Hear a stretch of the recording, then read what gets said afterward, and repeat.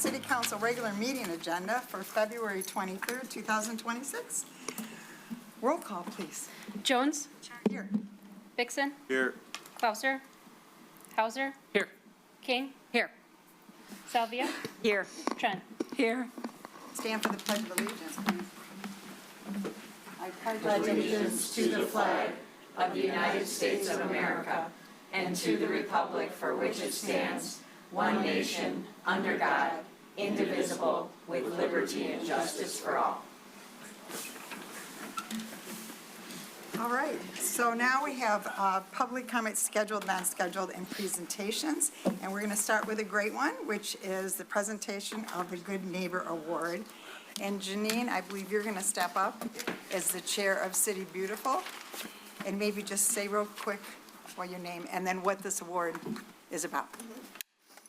So the Rochester City Beautiful Commission Yes, thank you.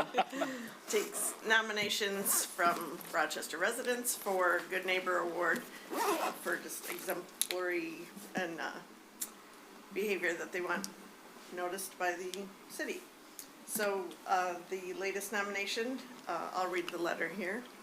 We are enthusiastically nominating William Bill Thomas for the Good Neighbor Award.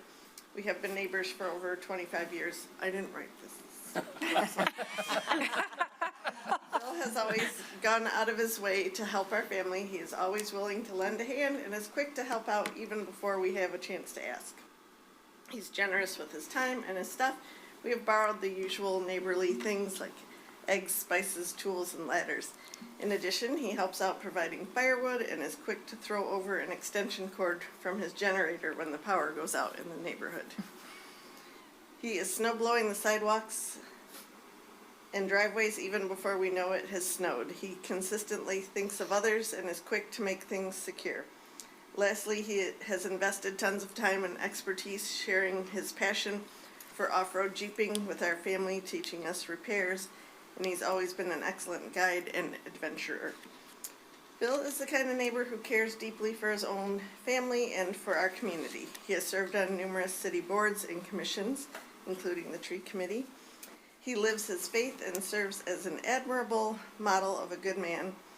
He's a gifted architect and tireless worker who has improved his distinctive home and has added value and charm to our neighborhood. Bill is informed and vigilant, so we know we are more secure having him as a neighbor. Bill Thomas is the epitome of a good neighbor.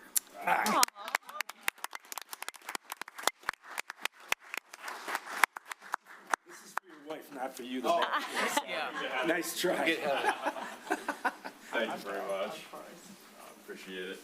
It's way too much. You didn't even do that. Oh, no, that's, You yes. want to turn? I got you. Oh, okay. Hold this up in front of me. Yeah, there we go. And I've got the emblem behind you guys. It's cute. Okay. Thank you. Thank you. Congrats, Bill. Everything you do. A great neighbor would stay for the whole meeting. Just Good night. No. So you forgot your phone. You want the Great Neighbor Award. Yeah. Great neighbor would stay the whole meeting. Bye, thanks, Bill. Thank you. Next, we have a presentation from Paul DeRubis. I don't know if I'm saying that right, conductor and artistic director of the Rochester Community Concert Band. So we're going to hear about the concert band. Thanks, Jason. And if you both want to just restate your name, because I might have chopped up yours, both of you, please. So my name is Paul DeRubis, and I'm the conductor and artistic director of the Rochester Community Concert Band. And I am Jenny Smetter, the board president and also the principal flute. So thank you very much for inviting us and allowing us to speak and introduce the band. If you don't know about the Rochester Community Concert Band, we're the hometown band. We've been in existence for 10 years now. We're celebrating our 10th anniversary. And we put together just a little PowerPoint to help introduce the band and tell you more about us. Let me see if I got this right here. There you go. So we're a nonprofit entity with all volunteer musicians and a board of directors. Membership includes adults from the greater Rochester area, some advanced high school students, and some college students that take it for credit. We number 90 volunteer musicians right now, and mostly amateurs. We do have some band directors. We have some semi-pro members in there. We rehearse once a week, Tuesday nights from 7 to 9. Our mission is to provide a learning and nurturing environment for folks who are proficient on a wind and percussion instrument to come together and pursue the joy of playing together and the camaraderie that happens in a large ensemble like ours, and for the community to provide cultural enrichment and entertainment to the surrounding community. These are our accomplishments over the last 10 years. We average about 300 folks at our concerts, and it basically ranges from like 250 to 600 for our summer concert. We engage in the community in other ways. We partner with the Detroit Symphony Orchestra. They did an initiative to provide instruments for the youth of Detroit who would like to learn to play an instrument. And as a matter of fact, I serve on a work development force group with that organization with the work part of Detroit Harmony, and we just today gave our 2,500th instrument to a youngster in the city of Detroit. And it's really quite fantastic. We fund our ensemble through donations, member fees, and we've had several grants.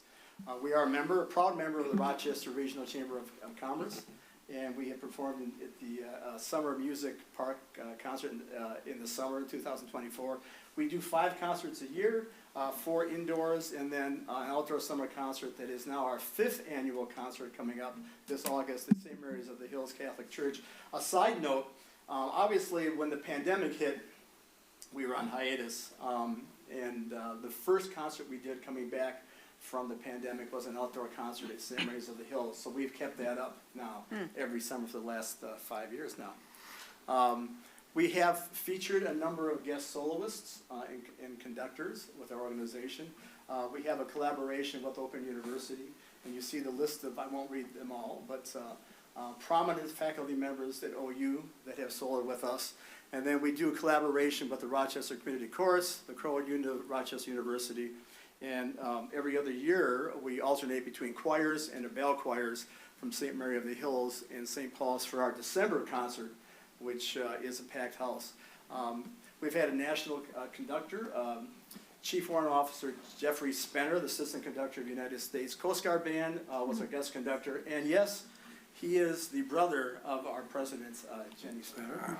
And then we feature various band members as soloists within the band. So this is a big year for us, as I said. We're celebrating our 10th anniversary season. We launched a scholarship award program for high school students in the RCS and Avondale school boundaries. I believe the total number, I want to say, of scholarship money we're giving out, 3 scholarships in each of the woodwind, brass, and percussion areas, families, and so we're excited about that. That was funded actually by a grant that was obtained through one of our board members, so we're really excited. And that's a 3-year program, so we're looking forward to that to grow. And I'm going to turn it over to Jenny, who will talk about RCCB in our community.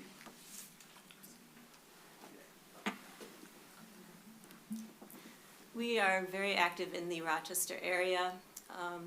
This past summer, we participated in the Rochester Hills Public Library Nonprofit Fair, and it was very interesting to see all the different nonprofits in the area, but just to see also that all the parents and the kids coming through, and we had a little, you can see our video screen set up of concerts that were playing, and the kids would literally pull their parents over.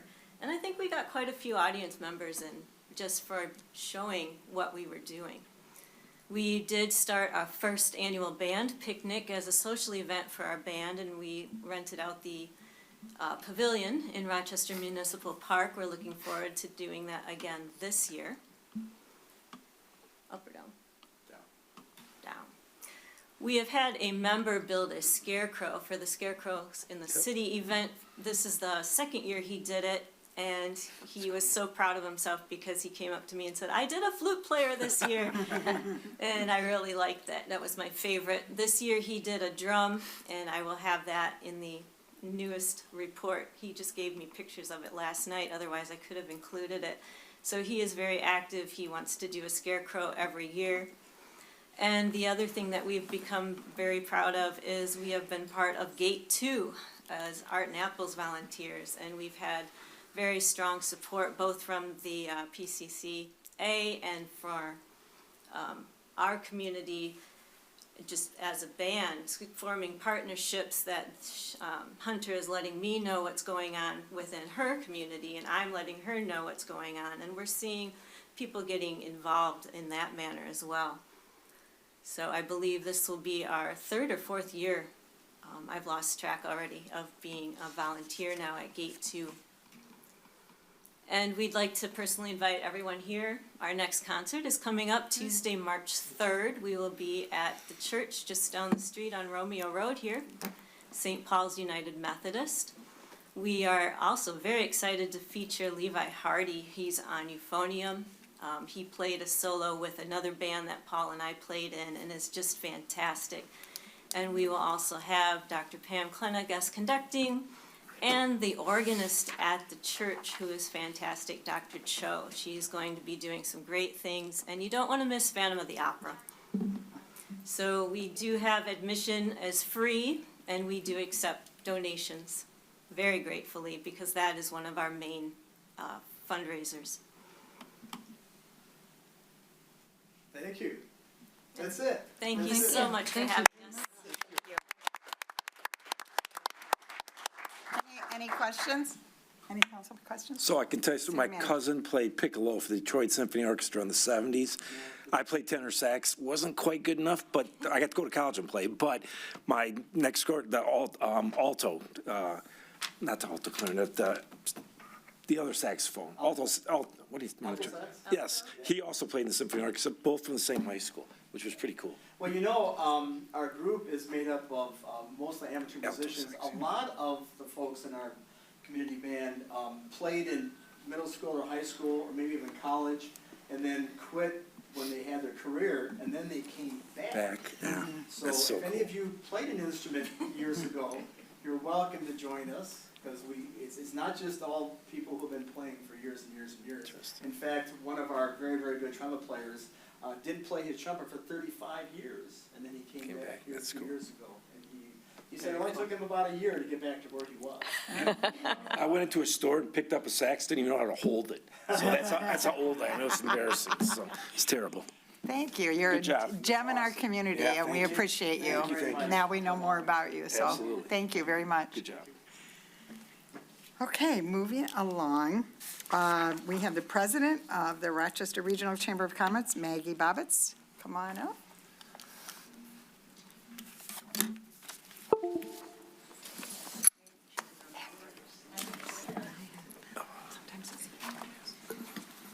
I'm totally bummed. I thought we were gonna get a concert from Nick. I was looking for a YouTube video or something. Yes, I'm gonna be looking for that. Stay till the end. So, my name is Maggie Bobbitz. I'm the president of the Rochester Regional Chamber of Commerce and Chamber Foundation. Do you need my address? 71 Walnut, Suite 110, Rochester, 48307. So good evening, Mayor Jones, Mayor Pro Tem Bixson, and City Council members.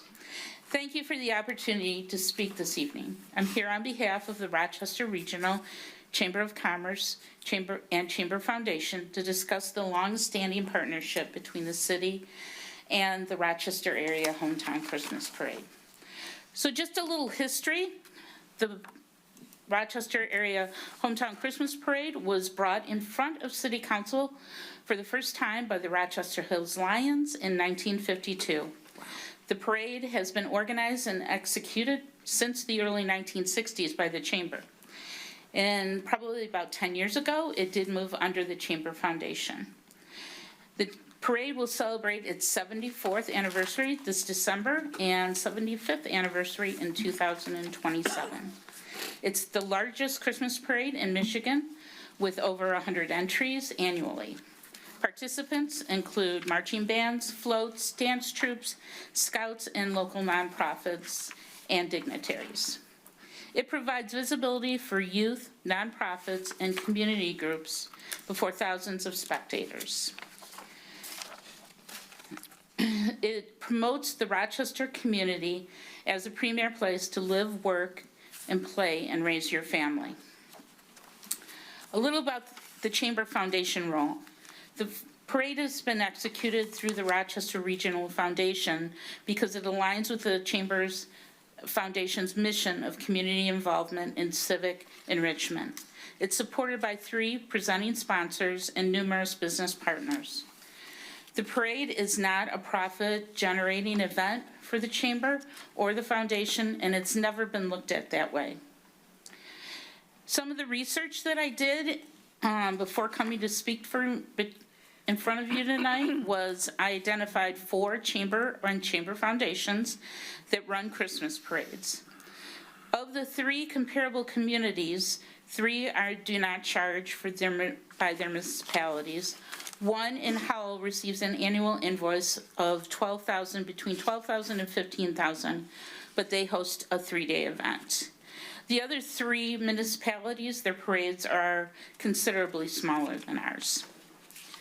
So we recognize and appreciate the increased need for public safety and staffing. The Chamber Foundation does by no means not want to pay for services. However, the foundation has concerns. Changes over the last 4 years have risen significantly beyond inflation.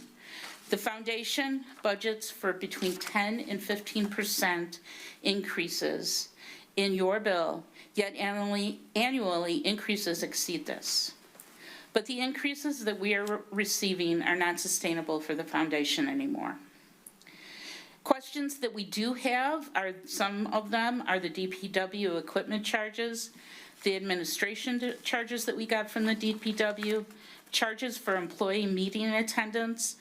The Chamber only hosts 1 annual meeting for the parade that we invite the police and fire and DPW to. The fire department providing only a roster screenshot, not a detailed invoice. Potential solutions and cost-saving reduction ideas. I've went through this with my board, and the Chamber Foundation is committed to working collaboratively with the city.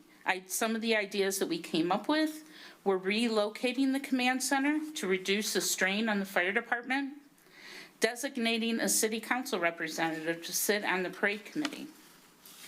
I also came up with an in-kind sponsorship model, proposing that the city of Rochester and Rochester Hills participate as host sponsors in lieu of reduced fees.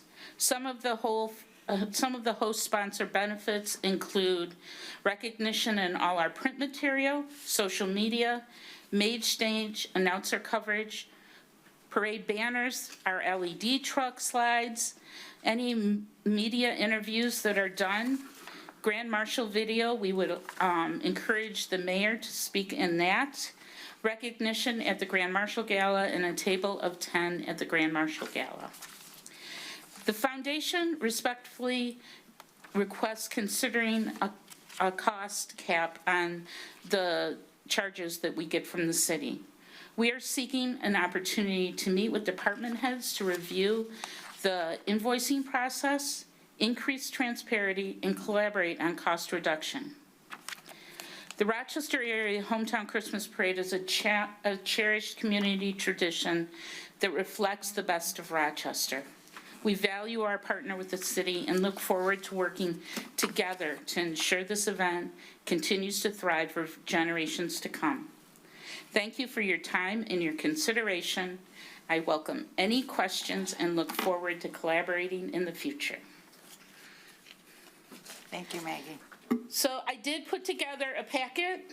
In the packet that I put at each of your place settings, you will find the invoices this is the invoice that I received this year. I also went through our invoices and the table that you will that's in the back.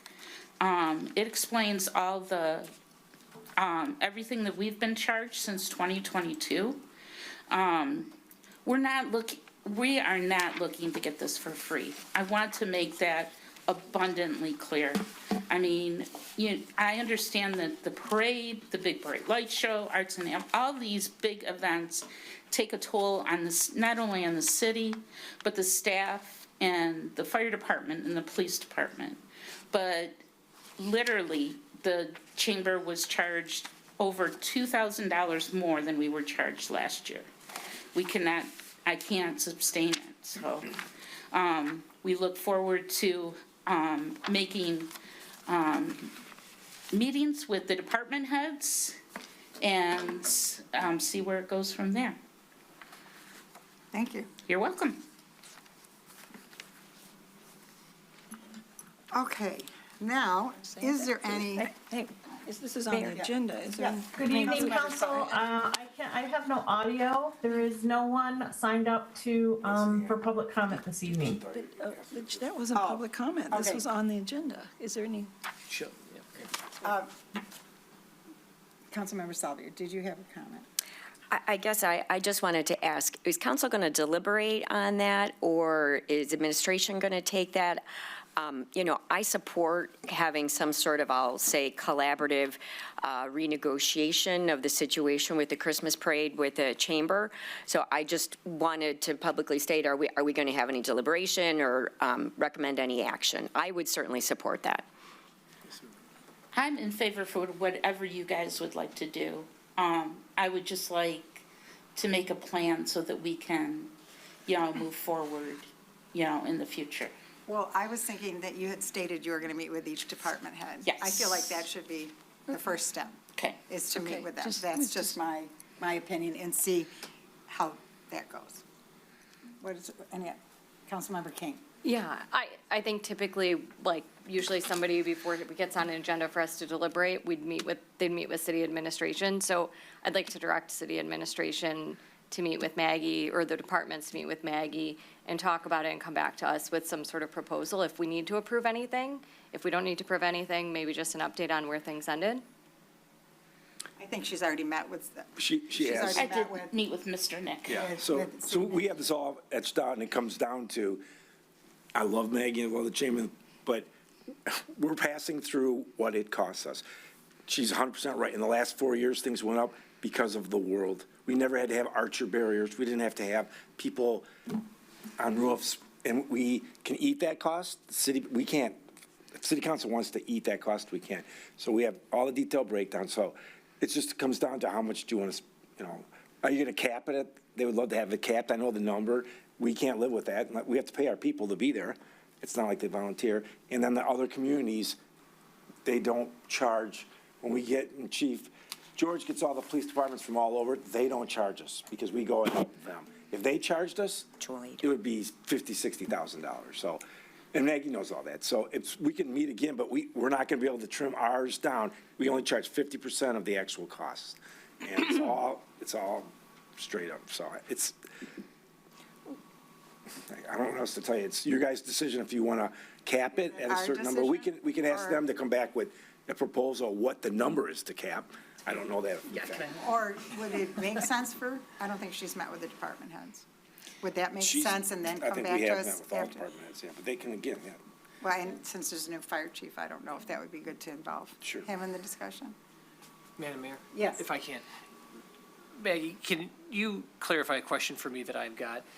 How many different floats participate in the parade? Or how many different groups or bands or anything? Off the top of your head, I don't mean an exact number. Oh, it was 105 this year. Is there a? We usually, that's my goal, 100 is my Let's say goal. it's 100. Okay? Is there an entry fee? There is an entry fee. There is? So, And how much years is it? ago, I know, some people will remember this.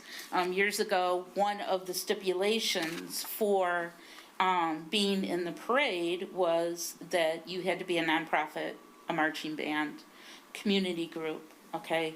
We never allowed any of businesses in the parade, okay?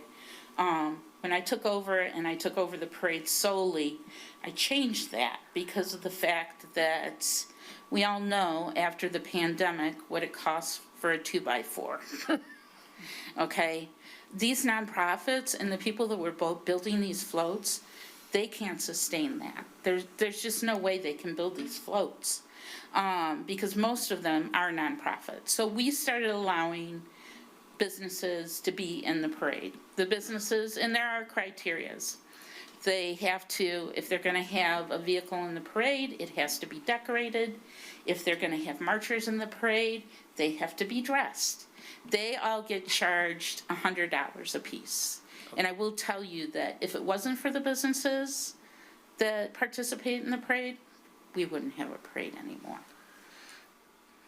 Just a quick follow-up. So it's $100 for a business to get in, is it? It's $100, and then nonprofits, anywhere from your scout troops to your, your schools, the robotics teams, anybody like that, they could charge $35. $35, okay. And has that $100 fee and the $35 fee for each different entity been the same, consistent for the past few years? It has for the past couple of years, yes. Is it possible that there's kind of like a hybrid approach here, that maybe because the costs for the city are going up, regrettably, maybe they have to pay maybe $5, $10, $15 more? And I would definitely be willing to you do know what I'm that, saying? yes. And say, okay, listen, everyone has to absorb this cost. The city ought not to have to do it. You certainly shouldn't have to do it. It's kind of like, hey, everyone's got to pitch in here a little bit. So maybe if those fees kicked up a few bucks, maybe the city could maybe sharpen its pencil, and then we came up with a budget, said, hey, not to exceed or something. Are you trying to at least have some type of idea where it was going to land? Maybe that's the solution for something. I'm just, again, I'm thinking out Yeah. loud here. And I, this is the last place I want to be on Monday night. Oh, no. I really want to be home on my couch with my dog. Because you guys all know what this means to me. I mean, I have fought long and hard for the parade. What was it, 7, 8 years ago? This new ordinance was put into effect, and I could understand that. But at this point now, I mean, and you guys can't compete with the other municipalities. They're much bigger than you are. Their budgets are much bigger than yours. 10 And times. so it's not that we begrudge paying for things. It's just come down to the point where, first of all, I can't budget, guys. I cannot budget. I am a very conservative budgeter. I mean, when I do a line item, it's, 15 to 20% more than, what it should cost. And I open, the bill, at the end of the year and just go, oh my God, where am I going to come up with this money? And we're not making money on it. This isn't, I go to bed at night praying that we're, in the black, So this is definitely our way of giving back to the community. So I kind of get a sense from the council, you were all nodding your heads with what Councilmember Hauser said. So if you can go back and look at what you might increase, and then we look at what we could do to decrease, and maybe we can end up in the middle. And I definitely sound would fair? like to set up a meeting with Chief Scott. I don't need to dump this in your lap as the new chief, but I definitely, our fire bill went up 300% since 2022. I mean, I have people that I have to, go back and say, this is why, Right. And when I can't answer those questions, it becomes an issue. Mayor? Yeah. If I could add, one of your proposals recognizing the city as a sponsor is something that makes sense to me, because, it gives credit to maybe where we're negotiating and where we're paying for part of it. It's transparency. We are using tax dollars, but it's like we're a sponsor. Yes. That to me just makes sense, and so I think that should be part of this package and this proposal. Absolutely, I absolutely. 100% agree with that. I feel like that would be Absolutely. really good in the negotiation. Yeah. I Sure. think we'll do this. We'll be make able it to do happen. this. We'll We'll make it figure happen. this out. Okay, Thanks, Maggie. all right, thanks, guys. Maggie. Everybody good with that? Okay, now we move on to public comment, scheduled, non-scheduled. So we're in non-scheduled. Does anyone from the public have anything? Come on up, Janice, state your name. Good to see you. Janie Azak, 986 Churchill Circle, representing Assistance League at 204 South Main and 440 South Street. I was afraid I wasn't going to remember all that. It's been a few months. I want to take a few minutes to give you, a few minutes of your time to give you an update. By approving our special exception at 440 South Street in November, you have made a huge difference. Since adding a POS system and price tags, our sales have increased enormously. More children will have coats and hats, and more infants will have layettes. More assault survivors will have clean clothing to wear home from the hospital.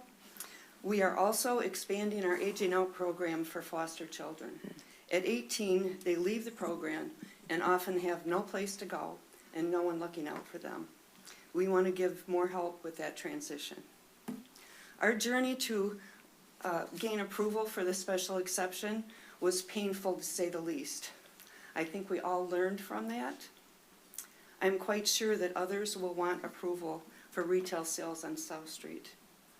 Although I don't wish that same painful journey on anyone, I do expect that you will hold everyone to the same high standards and scrutiny as you did with Assistance League. I'm counting on you and the Planning Commission to treat everyone equally. And as I have said in the past, I'll be watching. Thank you. Thank you, Jana. Any other public comment? And somebody is up, is that Leanne? Leanne's on the Zoom. She's not feeling well, so. Okay. we switched. So there's no one. Leanne, is there anybody? Leanne, is there anybody on? I don't know if you can hear me. There is no public comment tonight. Yep, we can hear you. Thank you. We can hear you, thank you. Okay. Perfect, thank you. Next, the approval of the consent agenda, and on that, we have the regular meeting minutes from January 12th and 26th, 2026, February 9th, 2026, and the special meeting minutes for January 24th, 2026. The consideration to approve the Men of the Sacred Hearts 5K Fun Run on September 26, 2026, and the receipt of the check register reports. Do I have a motion?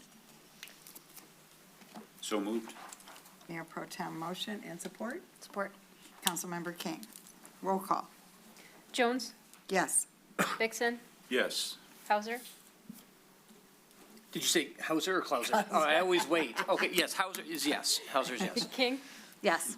Salvia, Yes. Trent. Yes. Okay, there's no old business, no public hearings, no legislative deliberation. And now we have, I think, the finance director. Wait, Oh, did I miss something? Legislative deliberations. Under legislative deliberation, I apologize. Consideration to adopt a resolution for poverty exemption in accordance with Public Act 253 of 2020. Finance Director, and come on up.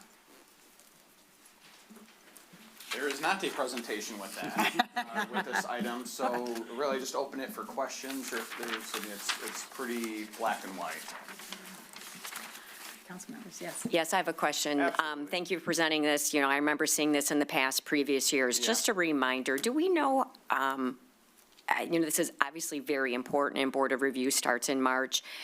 Is this frequently used in the city of Rochester? How many times has this been used in the past? Do we have a thought on that? Oh, yeah, not dozens, but we definitely have had 5, 7 in 1 year. They kind of drop, come and go. It just kind of depends on the situation and and if they meet the deadlines. criteria. Not to get the packets in. Some of them, unfortunately, would meet the criteria but don't get things filed, and it's a pretty hard cutoff date. So with the changes, probably economically lately, we have seen more calls come in from people that are not currently on it, inquiring and asking questions about when this, that you guys are going to be looking to approve tonight, will be approved so that they can get the forms and apply. So if this is approved tonight, what is the deadline?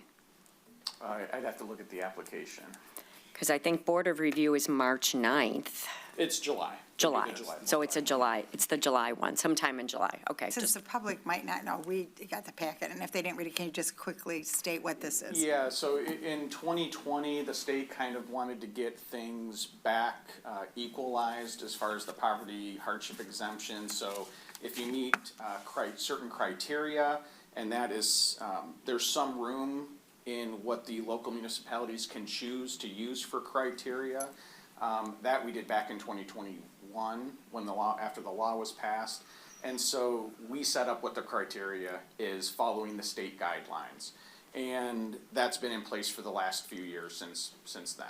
But what happened is the state, upon reviewing how everybody was treating it across the state, they found inconsistencies, and quite a lot of them.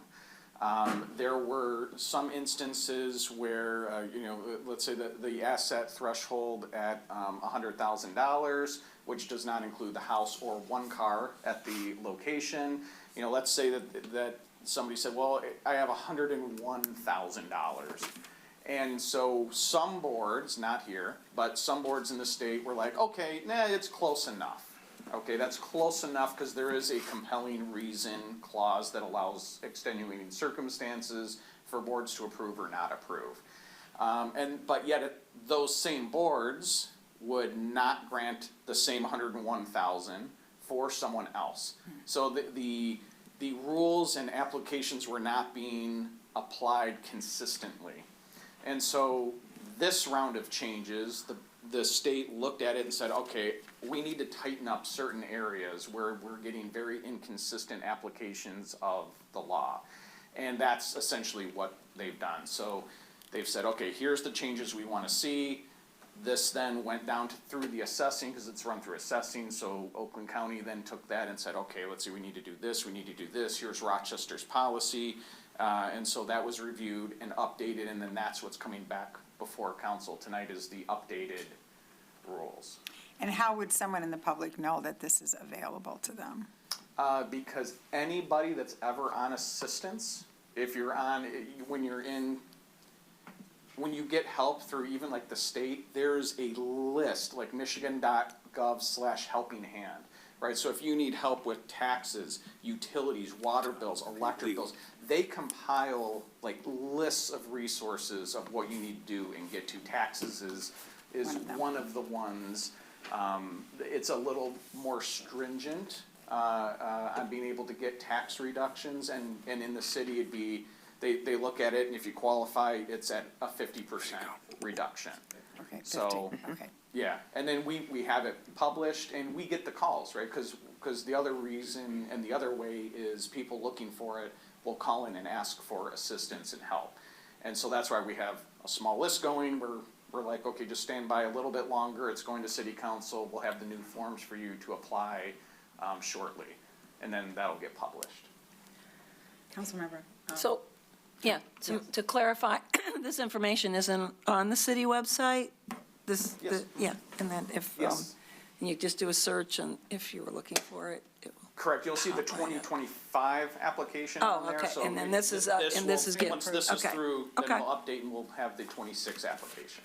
All right, yeah, good, thank you. Councilmember King. 2 questions. One, the application and the reduction is good for 1 year? Correct, they have to They have to reapply recertify every year? every single year to you don't really maintain it, you ask for it annually.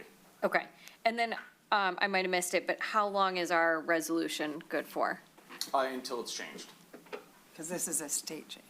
Yeah, so once you guys adopt it, unless the state makes any more Right. changes, it'll stay the way it is until Okay. we really So we the only have this do in another round of place changes. currently? So the We reason have it why in we're place, but doing this we're- is because the state changed it. Got it. So, correct. Yeah, that's exactly it, yeah. That's why everything in place now is still from 21, I think it was beginning of 21 when council did the update for the 21 tax year. Makes sense. So they made the changes, and so now we have to just get back into compliance.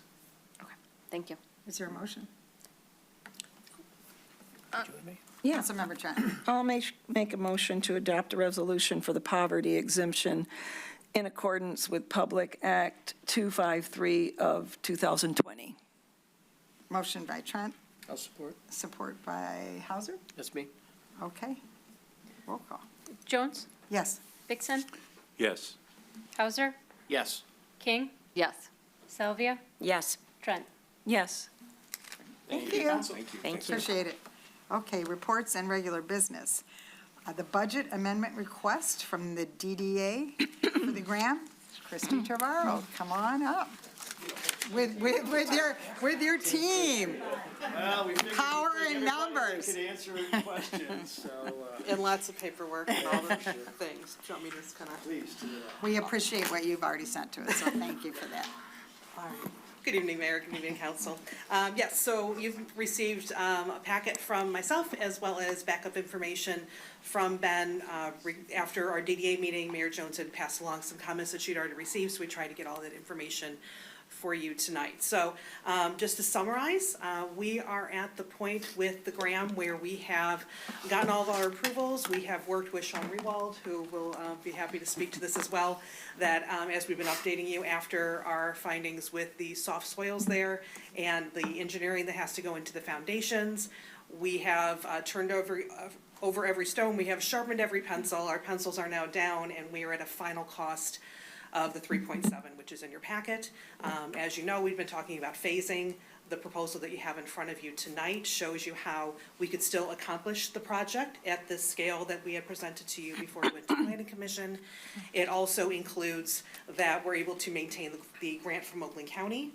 And then it also includes that we were able to do this by the budget amendment that's proposed by deferring our streetlights for 2 years, which are at the end of that program anyway, and then taking the monies that would usually be set aside for capital road projects, since there are none in the next fiscal year, according to city administration and finance, to get us to the point that we would be able to execute our project without jeopardizing any other projects that we had already committed to within the city, and still maintaining our parking fund allocation that we offer to the city every year.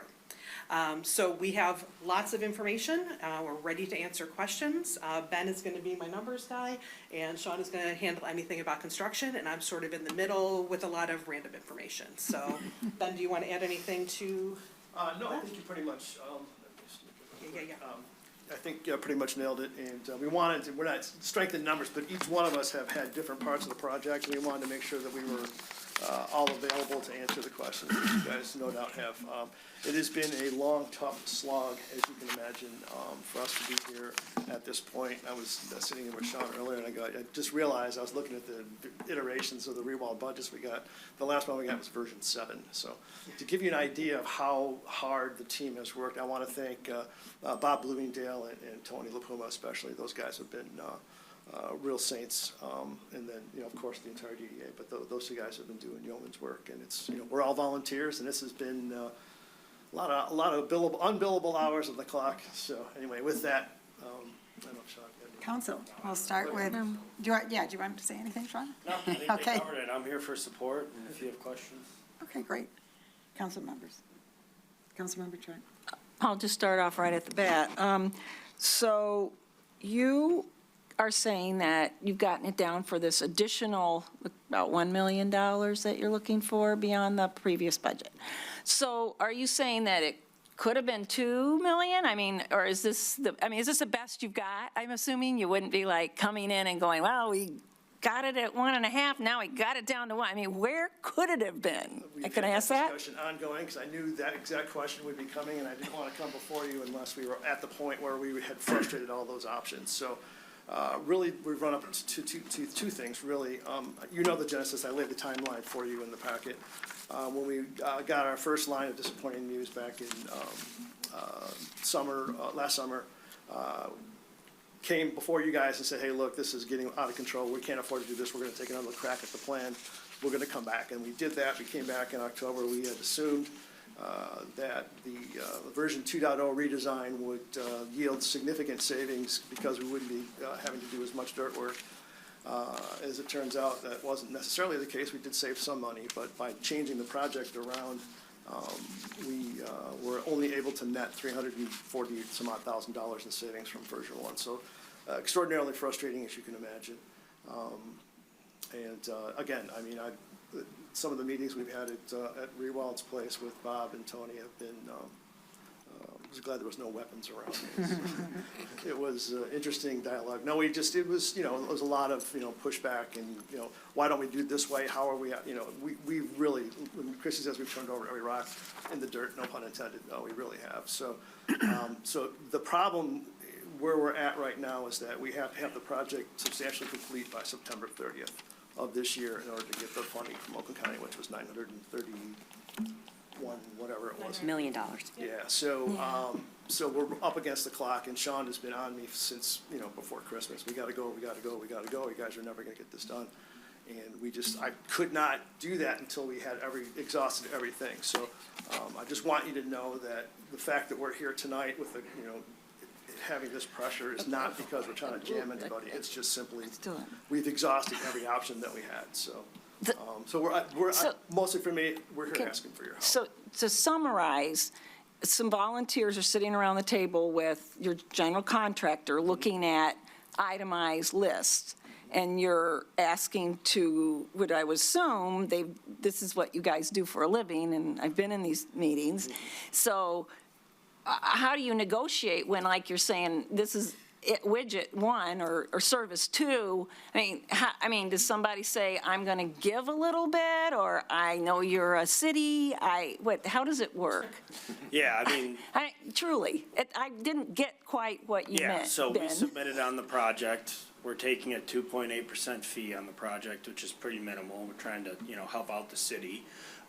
We got 160 to 170 bids on a project of this size is incredible. We worked really hard for that. So we've worked with kind of the lowest qualified subcontractors. I think we picked the lowest bidder in every category except one, and the lowest bidder in that category just didn't have the project bought out properly. So we've gone back to those contractors and continued to ask to find what we call value engineering items, which is how do you save money but kind of keep the same feel.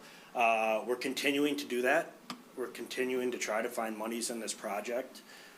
So yes, we're negotiating, but it's a dance of keeping the actual conception and design and feel that you all have seen and approved. So we're doing everything we can with the contractors. And as Ben said, we're even, challenging design, challenging engineers. At the end of the day, we do have to build what is drawn.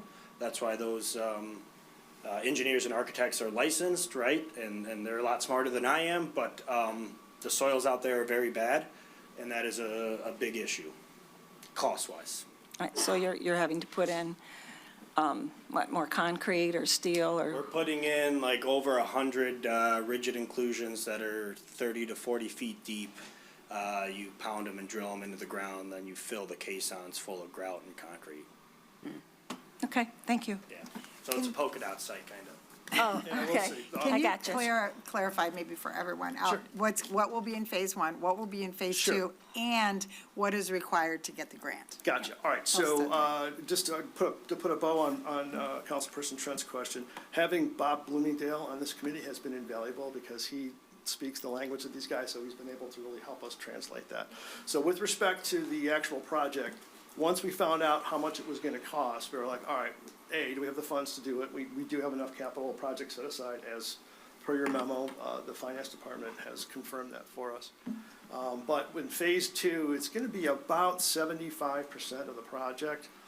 It's the building, the restrooms, the ADA ramp, the dumpster enclosure, and then, so, I don't know if you've been down to the property, we affectionately refer to it as the moat. There is a piece of dirt that goes between the two lots, and we've got a grade change of about 4 or 5 feet, which is part of our problem.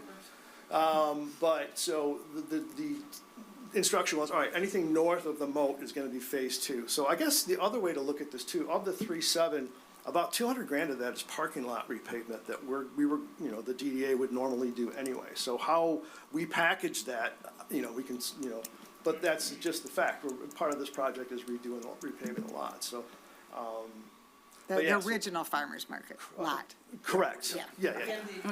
And the top lot. In the new too. spot. Yeah. In the new, okay. Because where we're doing the bathrooms, that whole, like the first 6 or 8 spaces, 6 spaces, I think, is going to be where the bathrooms are at, so.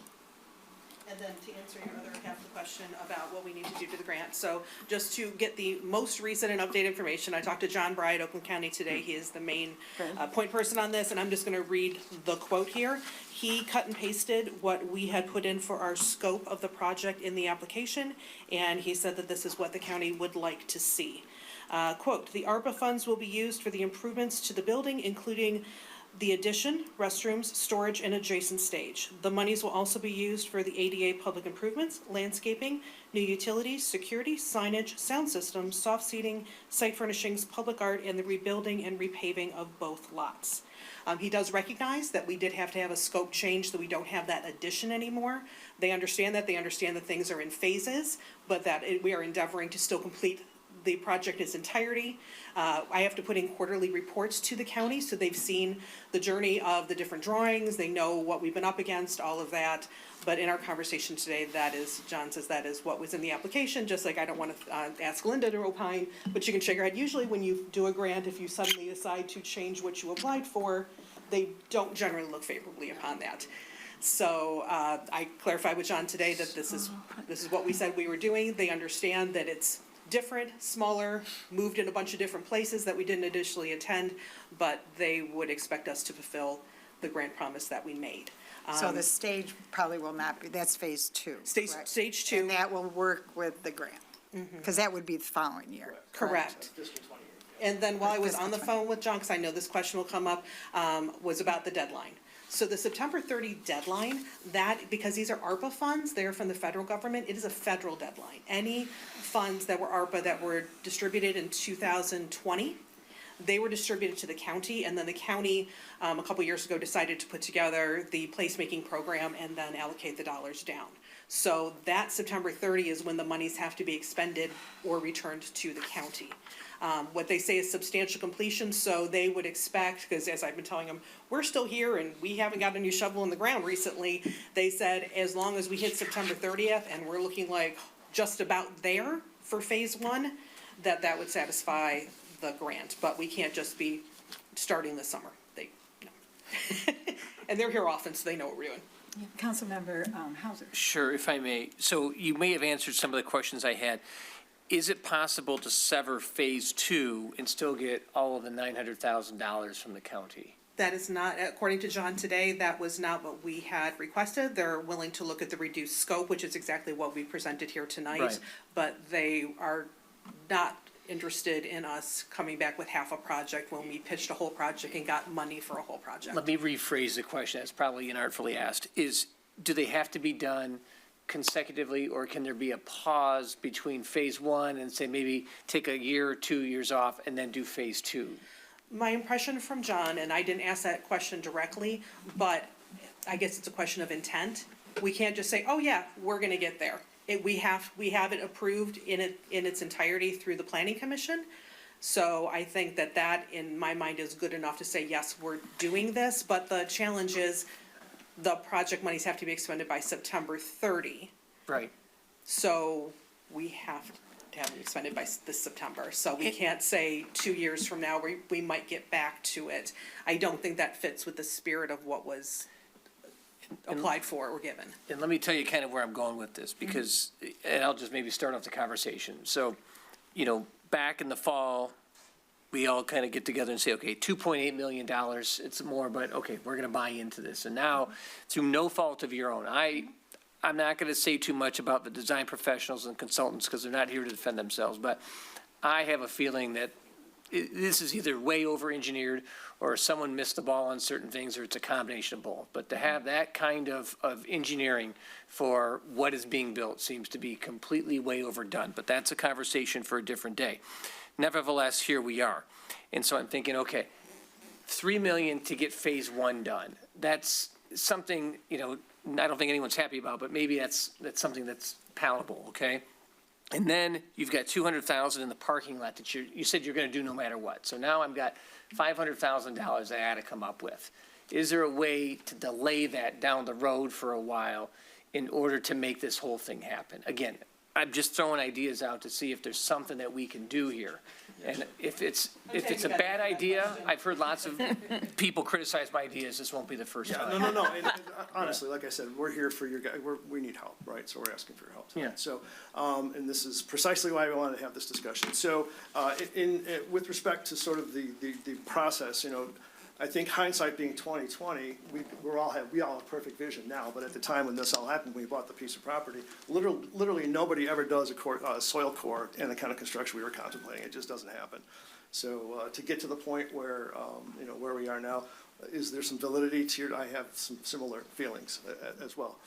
But again, we're trying to make the best of what we've got to deal with, right? So with respect to the phases, we went to the finance department and said, hey, look, this is over the course of the next 2 years, we do a little horse trading and we put the lights off for street lights off for a couple of years, is what, 300 grand? And then we found out that there's no road projects this year because we're waiting for Main Street, so that's 450, we can scooch that to the next year. We will be able to have enough capital reserve to do all of phase 2 in fiscal '28. And we'll end up with, I don't have the fund balance numbers in front of me, we sent it out They're in here. earlier, but, I think 27, there was 75,000. Yeah, 73,000. so at the end of this year, oh wait. I think No, it's the 27 was a little It's on a concerning memo. to me. Yeah, It's hold on. 73,000. Stand by. Yeah. Please stand by. End of fiscal '28, fiscal year ended 2028, the ending of, it's fund balance. Half a million. Half a TIFs million. don't have fund balances, but it's 511,032. So even doing that project, doing the paving, we're still gonna have a $500,000 capital reserve going forward into the next year. And that's including the 450 that was coming out for roads. That was the big thing. It's like, as a TIF, when you have a capital project set aside, you got to spend the money, right? If you don't spend it, then, Would conceivably you have to give it what back? happens if you don't spend it. But I'm being serious, like, would you conceivably have to give it back to people who paid it in if you didn't use that? And how would that work? I shudder to think, but I would think the way that the TIFs are pretty clear, aren't they? Very clear, and currently, I would say that this is something that was talked about at DDA. The Board of Commissioners recently took action to strengthen DDA policy in terms of how DDAs capture money, how they hold money.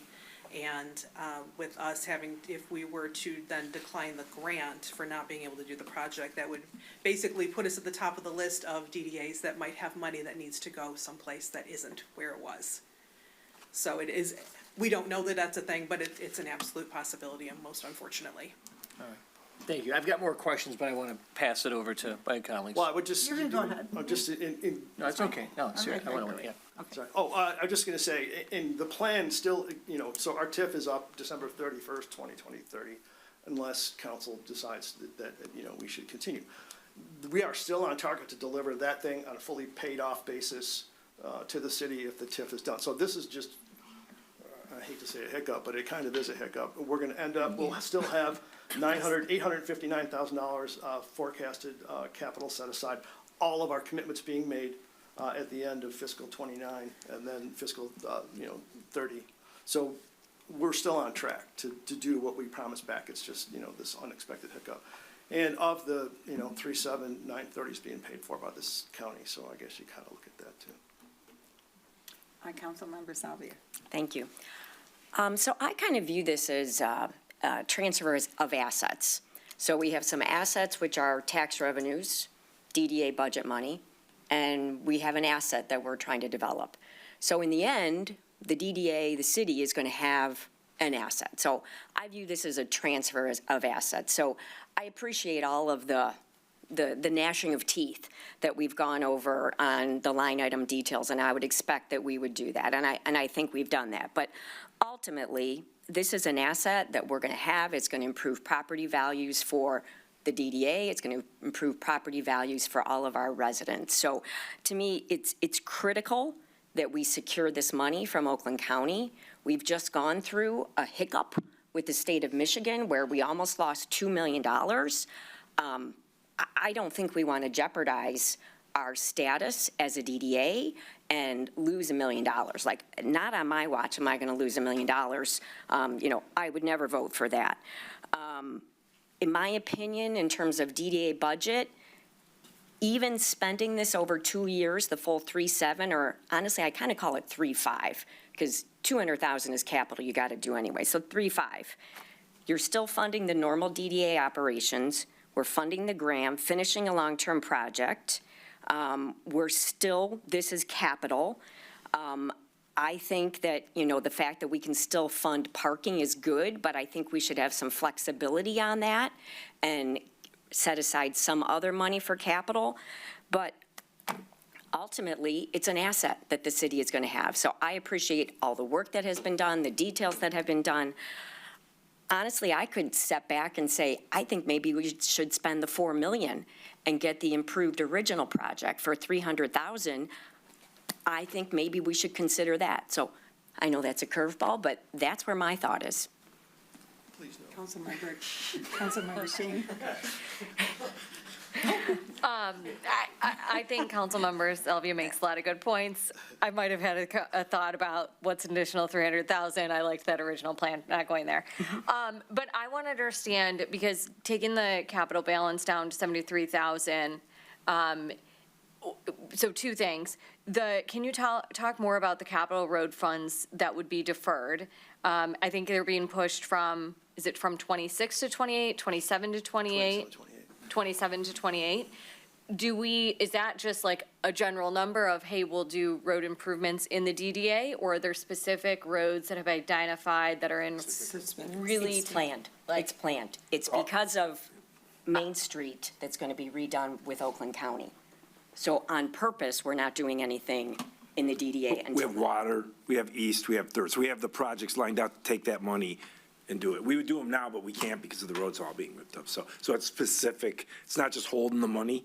It's for specific streets. Let's speak to Main Street, then why we're not doing No, exactly. But I mean, she was just saying, making sure. So regardless of this project, those would be delayed? Okay. Yeah, that has been like the luckiest break I think we've gotten on this, was that, getting that 450 shifted, because we would have a completely different discussion right now. Okay, so to me, approving this that's not like a factor. That's going to happen anyways. So those funds are available. So we'd have still, in 2027, we'd have, kind of the lowest point in our capital reserve balance of 73,000. What happens if, something happens in the DDA? Are there other funds available? Is it come to the city tax money that pays for it? The DDA over time pays it back? What's the contingency plan? The what if. Yeah, so we had that conversation at staff and with DDA. The projects they're responsible for in the city, you can't get a surprise. We were doing sidewalks. They have money set aside still to do sidewalks. Those are surprises. So we spent, Jason, how much last year? 20, 30,000? Just repairing sidewalks. So they still have that in their budget. If the lights got knocked down, we have insurance claims against that. So there's nothing that we see as a staff that could be a water main. That's not their responsibility. A car drives through a building, not their responsibility. So what their responsibilities are line items that they can cover. And we don't know anything, sounds weird, but there's nothing they own that could break that would be unexpected. We don't already have it in the budget. Exactly. It's in a contingency for it. Okay. I mean, I would add to, Councilperson Sylvia's, we all would have loved to have seen this happen for $2.8 million, but we can't control the construction costs. And I know that, costs have been rising, and the longer this goes on, probably the more we're going to run into that. I guess one other thing I want to understand is, how do you feel about the contingency in the budget, and how firm are these budget numbers? Like, is this going to be another conversation in 6 months of Those are fair? No longer be on the media. He's moving out of town.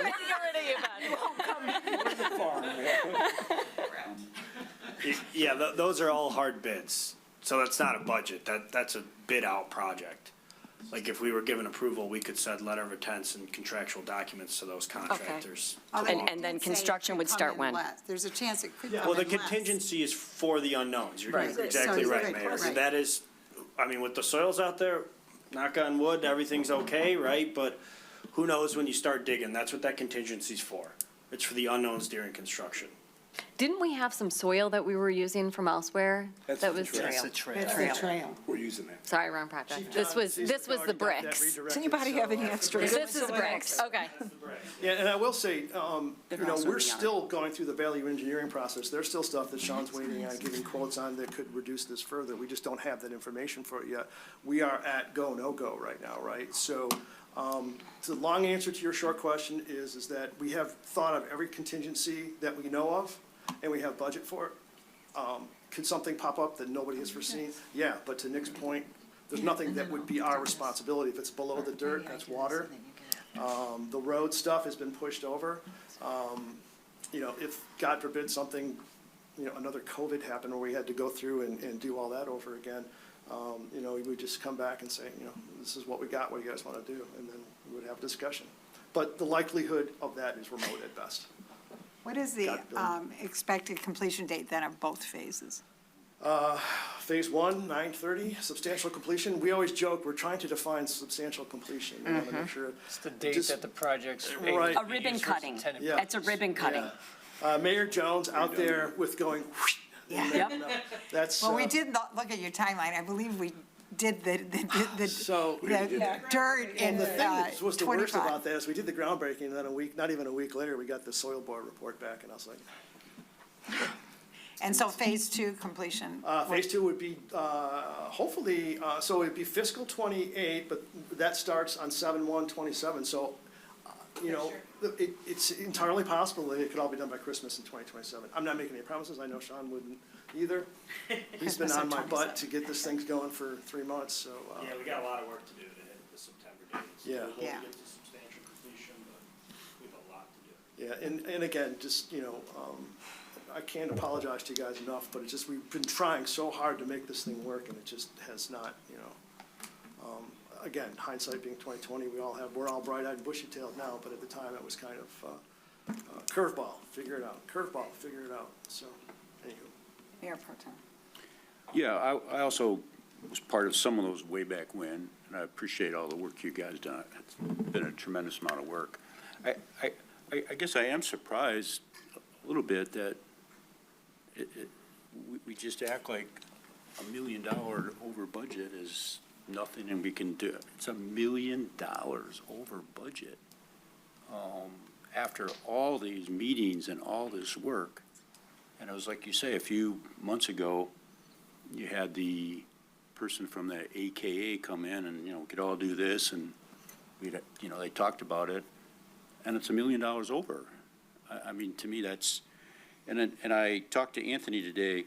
We have spent, AKA, Augur, or whatever they're called, we have spent $412,000 on architecture work. $412,000 of taxpayer money, and we still can't get a project on budget. Over what time frame? Yeah, From 23 on, we've paid $412,000 and counting. That's a 20% of the cost, and an average project, 5 to 8%. So I mean, there's large, and again, that's in the past and stuff, but it's like, how do we go forward with that company when they're doing that kind of stuff? I mean, it doesn't exactly make you feel confident. But to me, $1 million,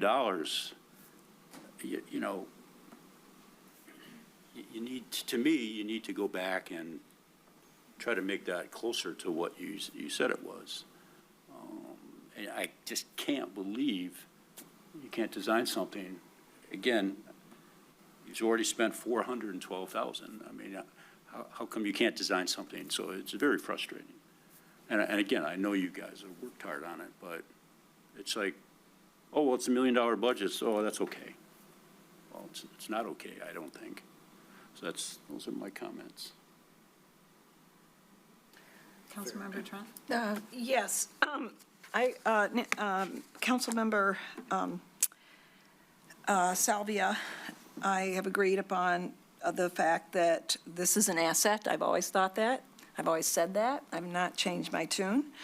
But my feelings are to maximize the value to taxpayers of this asset, you need it to be used more and show the value. And also the bathroom, okay? First, Rochester has a well-known lack of public restrooms downtown. If we are funding this project with public dollars, the exterior restroom should be open to the public daily, ideally from 8 a.m. to 10 p.m. Okay, throwing out numbers, don't, everyone breathe. And not only during events. This is a fundamental service our residents and visitors need, and they've asked for it several decades. Other cities are able to do it. And I know people go, well, it's far. Well, I don't want to get too graphic here, but if you have to go to the bathroom, do you want to drive 5 miles or whatever home, or you're willing to walk a few blocks? I mean, that's where the bathroom is, unless we've tried other places. Second, I would like to see a defined plan, even as a pilot, for how this facility will be available for public rental or community use beyond the farmers market and other events. A publicly funded building should be accessible to residents, nonprofits, and community groups at reasonable rates. Now, I know both times I have brought this up, it's been no, no, no. This time, you're asking for another $1 million, and I'm asking for what is the best public interest for the community and the taxpayers of the community. And it's got that, that's what I got. All right, I'll tell you what I got. Well, you have said it. If this hasn't changed your mind, if it's the same thing, okay, just say it's the same thing. No and no. Give me a second.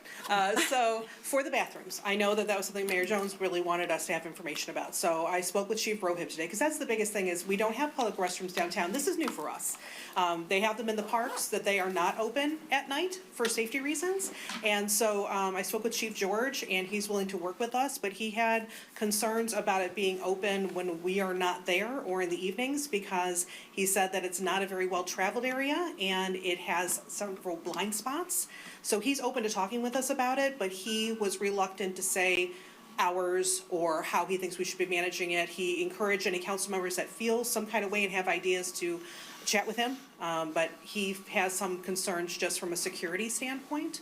I think as we use it more, it'll be open more, but we very purposefully designed it to be able to be used when the gram is not in use. We put a lock-off door on the inside of the gram, because you don't want people going in there, there's nothing going on in the gram, they can just go wander around the building, so we didn't want that. So we locked off that door so that when the gram is not being programmed, then it can only be accessed from the outside. So Chief is willing to work with us, but he has some concerns from a safety perspective, which I respect. From the using it as a rental facility, the reason that we've said no is that when we put up the very first renderings of this project when we bought the building, I got a call from every single business that has rental space for parties and showers and receptions and everything, and said, are you going to be taking business away from me? Are you creating this as a way to make money for you, because that's taking money from me? And the DDA's policy has always been do no harm to our businesses, and that includes Community House. Alan called me and said, I really hope you're not planning on using this as a rental space, because that takes from us. Royal Park called us. We really hope that's not what your plan is. Every restaurant that had a facility or private room, what's your plan? We're nervous.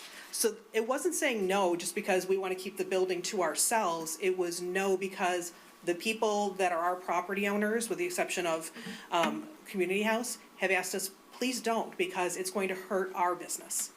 And so that's why we had the policy not to do that. Additionally, in speaking with some other organizations that actually do manage facilities like Meadowbrook Hall and places that have spaces like that, it's a whole different look in terms of what you have to provide, the wear and tear on the building, a lot of different factors. So a lot that we'd have to invest in the building to make it ready for that. I think that we've all said, if somebody comes to us and said, we really want this space for this State of the City, for Founder's Day, for those kinds of things, we are 1,000% open to that. But to make it a regular rental facility that competes with other businesses downtown is bad business for us, because these are our property owners. How can we tell them, we're going to take it away from you because we can? That's not what this project was ever built to do. That's very compelling, and I get it. However, there are sometimes wait lists, and I've had people call me trying to find a place and they can't. So I just want, I'm not saying it becomes a rental place, but if there are continuing to be wait lists in these other facilities, I would like to keep a little crack open to how much business does it take if it's just a few things that you have or something because there is an issue, and I've had multiple people call me, and I have called around to all the places, and they're filled. So that's all I'm saying. And I appreciate that. And like I said, between you and I, you get the calls of people saying they have wait lists. I get calls of the businesses saying, please don't. So I think, like you said, there's a crack in the door. I think there might be an in-between there. I think there's a little crack, and then the bigger one on the bathrooms. I would talk to Again, Hoheb. It'll talk to Hoheb. Yeah, we are open to Okay, anything. We've okay. said that since day one. Okay. I just want to keep it safe because quite Yes. frankly, Well, of course. it's not a very well-trafficked area and there's a lot of blind spots over there. And speaking as a woman, I don't know that I would feel safe going over there at 9 o'clock at night when nothing's programmed. Is that? Well, okay, we're not just saying open it at night. I'm saying open it No, I from understand. during the day. So Right, during the, are we only talking about night here? I threw out till 10. I meant, what I had heard, it was going to be closed during the day. No. So I am open for opening it Sure. during the day. What we have And- said is always during the day. I was just speaking to the evening because you Okay, yeah, suggested I 10 did. PM. Okay, And okay, George I said get there are that. no public Okay. restrooms in the city that are open at night. Okay, I understand So at the that. very least, we would mirror that. Okay, because my information was it was just going to be open during events and I guess when you wanted it to be, but I was understanding farmer's market. We've always said public. It's in the grant. We're It building says public. and we always, it's always referred to as trying to legislate morality. We can't do that, right? So it's gonna be incumbent upon council to decide what the hours of operation are, just like anything else. So when they came before you to say, we want the bathrooms in the park to be open at such and such a time, that was an action of council that did that. Then with respect to actual funds coming in for the grant, we're not gonna rent it out, but we're gonna activate the Jesus out of that building. You are. So you are. understand, I think I've got probably Okay. 150, 200 grand a year in revenue just from our activations. That's not taking business away from existing rentals, Okay. that's just All right. us doing fun stuff, Okay, right? yeah, I appreciate that. It is in the grant. It stated public restrooms in the grant. I am all about it, but public Oh, I know, we restrooms get need it. to be open to the public. And 100%. maybe I had the wrong information. My information, it was only going to be open for events in the farmer's Not true. market. Okay. Well, I guess never mind. Councilmember. That's why we're here. Thank you. Thank you, Mayor. Councilmember Trent, for that enthusiasm about the bathrooms. I'm with you on that. So- Councilmember Hauser. Thank you. So I want to be absolutely incredibly clear. I'm a big, big proponent of the project, okay? And every time you've come up, it's been very enthusiastic, and I've been very excited about the plans. I'm having a really hard time, through no fault of your own, over this budget bust that I'm going to call it, okay? I appreciate this is not on you guys, but here we are. And both sides have made pretty compelling arguments, Nancy and Sarah, this is an asset, this is it. But also, we've got to figure out, how do we justify this extra $1 million that we've got to deal with, okay? I don't think anyone wants to be in this position. And I'm trying to come up with ideas to make it, again, something that we can get across the finish line here. Is there any consideration on the part of the DDA that once this building is done and once you're in here and everything is set to go and the bathrooms are working and open to the public and to its employees, that the DDA would consider relocating its headquarters there and off of Main to save some money in that regard, just to show like a sign of good, not that you've not had signs of good faith, but just to show that, hey, listen, we are so invested in this building that we are going to work out of this building every single day, and this is where you'll find us. Sure. So, the DDA used to be on a second floor. I remember. Above Holland Flores for like 30 years. When we made the decision to move to Main Street, which was supposed to be temporarily during COVID, just to be more accessible to the community, because we were distributing PPE and support services and all of that, we actually increased our traffic and sales by over 1,000%. Right now, what we do at the studio with merchandise and gift service and all of that, we pay our rent every month, so our net out is zero. So, but what I will tell you is that the engagement with the community of people being able to walk by, talk to us about what we do, have that Main Street experience, have that Main Street access, I honestly would be very hard pressed to say that we would be able to duplicate that over at the Graham, because it's not, nobody's walking by the Graham and saying, oh, I wonder if something's happening in there. We also didn't plan to retrofit the building for offices, because that takes more space for us and money. But what I would say, can you pick something else we can do in good faith? Because honestly, where we are at the studio, it's already paying for itself, and we're getting so much benefit out of it. Could you pick something else?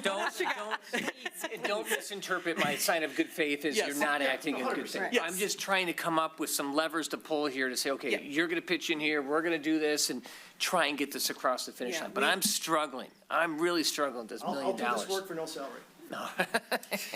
Already sold. Already do that. I don't know if this makes it any better. If you can just, I will indulge. indulge me for a couple minutes here, because I was thinking about this at 4 a.m. when I couldn't sleep the last 3 nights, knowing that we were coming here to have this discussion. Because as much as you don't want to have this discussion, we certainly don't want to have this discussion either. I know. I would rather be doing anything else. Not that we don't love spending time with you, but I like it when we come with happy news and not this news. Right. But one thing that I will say about the DDA over the years is that when the DDA started, I wasn't here. Stuart and I joke around which one of us has been here longer. I wasn't here when the DDA started, and neither was Stuart, but at the time, when they decided that they were going to start a DDA and they were going to invest $5 million in a streetscape in a town that had 40% vacancy, people looked at them like they were crazy. Right. Like, what are you doing? But then over time, it came to fruition that people started noticing because the investment had to be made here. So then, as time goes on, there's certain touchstones in the history of downtown since the DDA has been here that we've had these moments. And so another moment for us was Main Street Makeover in 2012. That was one of those moments that nobody knew how it was going to go. Nick will tell you that we had consultants come in, national consultants that told us, plan to lose 25% of your businesses. Hard stop. That's happening. We gained businesses, because we worked with the community, we worked with everyone, and everyone that year decided, you know what, if I don't come back to downtown after this construction, my downtown's not gonna be there. And it started this wave for us. And then here comes 2020. We were rolling. Here comes 2020 with COVID. We treated COVID like no one else. Every other downtown that I saw was hanging back. They were waiting, putting up social media posts that said, if you don't come to downtown, we're not gonna be here. You have to support our businesses. We never did that because we didn't feel that. We promoted, we're all in this together. We opened up shop on Main Street. It wasn't, was my staff excited to be having a pandemic and inviting people in to see us? Not so much, but we did it anyway because it was the right thing to do. Our economic development looks very different than any other town you're gonna find, but it's because it works for us. Yeah. Now here we are coming up on the Graham and the Market. What you have to look at is the area that it's in. There are very few undeveloped parcels left in this city. 3 of them are within a stone's throw of the Graham. And making this investment, which is absolutely higher than we need it to be, I'm telling you that it is a catalyst for that whole east side, and I think it could be the thing. Mosheri is waiting on to see what happens there. Suave is waiting on, and that's housing. And that's tax base for you, not us. It's customers for us to come up and see my businesses and eat at our restaurants. But it's a whole corridor. So we're making an investment where people look at it and go, huh, that's weird. Just like everybody thought it was weird that we invested $5 million in a dying downtown. Or that we opened a studio on Main Street and invited people in when it was a national pandemic. When, going back in the Wayback Machine, when we decided that throwing Christmas lights up on a building was gonna be economic development. We do things off-center. It's sort of the hallmark of our DDA. This is a bigger swing. It's not a swing we've ever asked for. But we're asking for it now because we believe so much in this project, and it is higher than we want it to be, but this investment will be an asset, and it will be the pebble in the pond that I think will push us forward into so many more areas and take that east side to the next level that is sort of the next frontier for the DDA in the downtown area. So that is my indulgence. There it is. I'm stepping I away. appreciate it. Thank you. That's good. Any other comments? I guess because I haven't said anything, I will say something, just because I do sit on the DDA board also.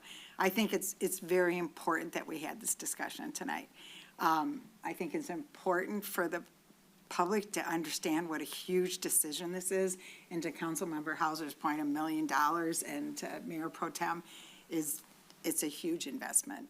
When the cost of the building, we're talking about $4.7 million in this project. So, but I also think it's important how well we work as a council. You know, I kind of came in 50-50 tonight, and I think several people came in one way or the other. I don't know how the vote's going to end up going, but I really appreciate all the input from all the council, and that we're able to listen to each other and everything that you've set up there and make what hopefully we have is the most informed decision that we can. With that said, does anyone want to make a motion? Yes. Councilmember South. Yes, I'll make a motion. First, I think we need to talk to the architect about some sponsorships for the DDA or for the city, for the downtown, because clearly there's been an awful lot of money spent with the architect. So Saw you write that down. they're apparently a big partner, so we need to pull on that partnership. So I'd like to make a motion to approve the Graham in 2 phases, so $3 million for the first phase, and where's my number? 700, do you need numbers? I think the exact numbers is- $684,000 for phase 2. The first one is 305. 305,416, includes building renovation, ADA ramp and stairway, bathrooms, dumpster enclosure, phase 2, 684,020. Do we have support? Support. Support. Councilmember King. Any other discussion, any other comments, any other questions? I've got some Councilmember discussion. Hauser. Yes. With respect, and I don't want to pick on the architect because they're not here, and I have a rule, I don't like to pick on people when they're not here to defend themselves, but what is your estimate for future work? Are they going to be, in a sense of, are they? done. They're done. So they don't have any project administration roles, or that's all? And when you say they're done, meaning you've disconnected with them, or their role in this project is completed entirely? Yeah, so I can't speak for the contractual language between the DDA and the architect, but there is construction administration Right. from an architect, which That's we gonna be- need, you know. You're going to need that, right? And, yeah, we need it to complete the No, project. We do absolutely, and that's why I'm RFIs and asking. Updated drawings, yes, we do. Speaking out of term, because I haven't seen, it's usually minimal. The money in architecture is up front, the design. Right. Right, so I will say that is all I know. And there was a design twice, right? So Three. Three. Three. times. Yeah. Three times, yeah. 3 times. Yeah, and I will say, I think AK has done what they can to try to save money with these renditions. A lot of this is the soil. I don't know. Well, they've designed it several times. What about G2, the consultant? Are they done as well? No. They're done. No, we need third-party testing throughout the course Right. of construction. For the So administration, It's again, exactly. a construction administration. they need, their stamp must be on everything. Is that including the numbers? I don't think so, and that's what I'm concerned about is, Yeah, it's minimum. I would say it's like Clayton's a, question is Is it in the numbers that we have before us? The budget includes all of that. yes. Yes. so phase 1, this $3 million, this $3,500,416. 3054. That includes the project administration from the architect as well. Sean, are you saying no? You know, I don't know what spreadsheet y'all are looking at. I want to make that clear. Well, The I'm spreadsheet looking I at- provided, I do not have architectural fees. It's Okay. your spreadsheet. So It's your I'm looking, spreadsheet. yes. So I'm looking at your spreadsheet that was included in the packet here. 3052 is the number. Yeah. so And I'm I- not seeing any line item for project administration for design We will have a professionals. discussion with the architect for. That they're going to do it gratis? Yes. I can assure you I will have that discussion with you. I think this has been a crop for all of us. That's how much- important. How much was involved in that? I mean, my number was 380, but Stuart's most recent number is foursome. Yeah, Anthony gave me that today, And so that, and That's- counting, well, maybe not counting, but. And I will say that the 2.8, the CM fee is incredibly generous, and I know that's significantly lower than market rate, so I recognize that. But like I said, the heartburn that I'm having is on these design professional fees. It's just heart-stopping to me. so in doing this approval of this funding, do you want something stated I would like. to help you I- with this I guess, decision? and I appreciate time is of the essence, and you cannot delay any further because every day counts. But I would like, any approval that I'm willing to give has to be contingent on seeing those numbers, because I can't sign on to this unless I know for sure what else is going to happen from a design or consultant fee. Because if I find out, or if we find out, well, maybe just, I'm going to speak for myself, that, hey, the architect's going to charge you another $200,000 to supervise this job for 2 more years, I think everyone's going to blow their stack. So I guess what, if I can restate what you're Please saying. go ahead. These numbers are not going to be I know you said there's a little contingency that we have to do there, but we are feeling this number has to be it. right? You're not could- saying to no, come we- back, don't come back with Well, more you could say not to fees. exceed. Yeah, I was just gonna Yeah, say, if not we to do it not to exceed. exceed that number, Then and to they the can work extent it that out. they wanna charge us, then we have to go find that someplace else, because I'm not Yes. coming back here. Yeah, Yes. because the contingency would be for, different site conditions. Correct. Yeah. Okay. So I would make a, So, amend the advise motion your- to not to exceed the 3 million. And then, and hopefully the message is clear to the architect that there's no other charges. We will make that abundant. Any other? Yeah, Councilmember Trent. So are you going to let someone know that, how that conversation goes forth? I mean, what happens if they say we don't care, we To the want? extent that this gets approved this evening as a not to exceed, it's incumbent upon us to find it. So, Okay. again, we're not Okay. coming back. Would it be similar to the skate park? We said, hey, 500,000, And that is it. 100%, Yeah. yeah. We use that skate park as our bar. Have you noticed that? I have. It has worked there, and it should work everywhere. We obviously are approving more than we did for the skate park, but. And again, Go we're still ahead. going through. No, I just, again, I don't want to beat this over. I know it's getting late, but I'm really, really having a hard time with this $1 million. And it's not to pick on you guys, but it's just really dragging me down. Understood. And I think some of the pieces that where we landed the other night when we talked about it was that if we do not approve this tonight, then you have that funding that needs to go somewhere else, Well, correct? there's two things. We have to refund the county money that they've already paid us, the 680,000 or whatever, so that would have to go back to county. And then, in TIFs, you have to have earmarked capital projects for this to go, so this money has been set aside specifically for this project. It goes away, it raises a whole nother set of questions that I'm not qualified to answer. But I know it's just gonna be sort of the unwind will be an interesting exercise. I mean, that puts us in a precarious position, Yeah, obviously. understood. And But- again, you know, it's 930 grand for the county, so I need to. but it's- Right, Yeah, just, Mayor Pro Tem. just another thought is, I assume 2 more weeks isn't gonna make, Every day. I understand that, but, It could. and give you a chance to go back and see if you can change it, excuse me, and then also, allow our Councilmember Clauser. Hauser. Clauser, I thought I said. To be back. Oh, Clauser, I'm sorry. I thought you were talking about the information I Allow her to Sorry, be Mayor. part of I'm the sorry, sir. conversation as well. Yeah, so. So I'd like to see that. So the not to exceed, I think, takes care of that. I also, you know, we're continuing, so having a construction manager versus a flat fee is that they show us all the receipts. So we literally get all the receipts from all the contractors. So we're gonna get back up on everything. So the 3052, not to exceed, our goal is to come in, you know, significantly south of it. And if it does, I will be back here with a budget amendment saying we didn't spend as much, right? That will be a great conversation to have. Sean, can you speak to the 2 weeks? Yeah, I just think, you know, we bid this project out about 2 months ago. Every day we wait, there's a chance contractors are bidding more work, right? There's a chance that lead times with the tariff stuff going around, I don't know, but,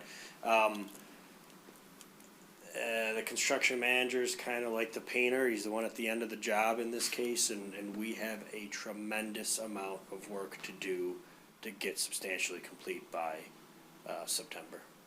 And we didn't want contractors to take other work that would get in front of our. Right, so we've kind of been, you know, having conversations, there's nothing out binding anybody, but, we've been trying to keep these contractors on the hook without contractual litigation. Madam Mayor, I'm sorry, I have one more Yes, question. yes, yes. So, with respect to the cost plus, for cost savings, do you have, what's the split at the end if there's a cost savings? Is it 50/50? Where does that It's a go? construction manager, we're paying him a fee. Right, but to it's manage cost the plus though, process. right? We get, it's whatever the bid price was for each one of these. Right. And we're asking each of the trades to come back with suggestions to do the project. Right, but if the cost comes in lower, there'll be a cost savings Correct. lower. Who gets that savings? Is it all 100% to DDA. you? 100%. Yeah, that's what I want to know. There's no contingency split in this Sometimes they'll contract. split, There is, okay. yes. So you're gonna get 100% of the savings back? Rewald is working for us. as the That's fine, construction that's fine. I manager, appreciate it's all that. comes back to us. And we do appreciate all you're doing, 100%. Rewald Construction, because we do know that you're at a percentage that is helping the city, Oh, it's good for the city. yeah. So to be clear, the Yes. motion pending is to approve the numbers as provided herein, and this number would be a not-to-exceed amount. And recognizing informally that there is no more money for design professionals, consultants, or any other type of change that comes up, expected or unexpected. Everyone agree with that motion? Yes. Councilmember. I know we already gave support, but I do have a question on the worksheet as we were looking into things more. What is the general conditions on there? Yeah, so that's for us to staff the job, full-time superintendent, project manager, project engineer, temp fencing. Actually, I think temp fencing's bought out, but the safety stuff, the temp protection, everything that's not in a bid category. It's basically having a guy on site and all the equipment attendant there too, dealing with plumbers and electricians and blah, blah, blah, blah, blah. Material moving and, yeah. So we have, when we do a construction job, we have full-time, like a project superintendent is on site all day as long as the contractor's there. Making sure they're And working. then we have office staff as well. Okay. And again, this is construction managers, so that's billed as needed. It'll be billed monthly as needed. If we don't use it, awesome. Goes right back to the DDA. Anyone else, any comments? Councilmember Hauser. No, I'm also, people say, oh, be on city council, it's fun. It's not, because you. The people are fun. Yeah, no, The people are wonderful, but fun. The challenge is you have people you genuinely like and people that you respect, and meanwhile, we have to make these Hard decisions. decisions. And this is the very uncomfortable part of this job, but it's I think this why is we're the here. hardest decision that I've made since I've been on council, so. All right, I guess we're gonna make the decision right now. Roll call. Jones? Yes. Vixen? No. Hauser?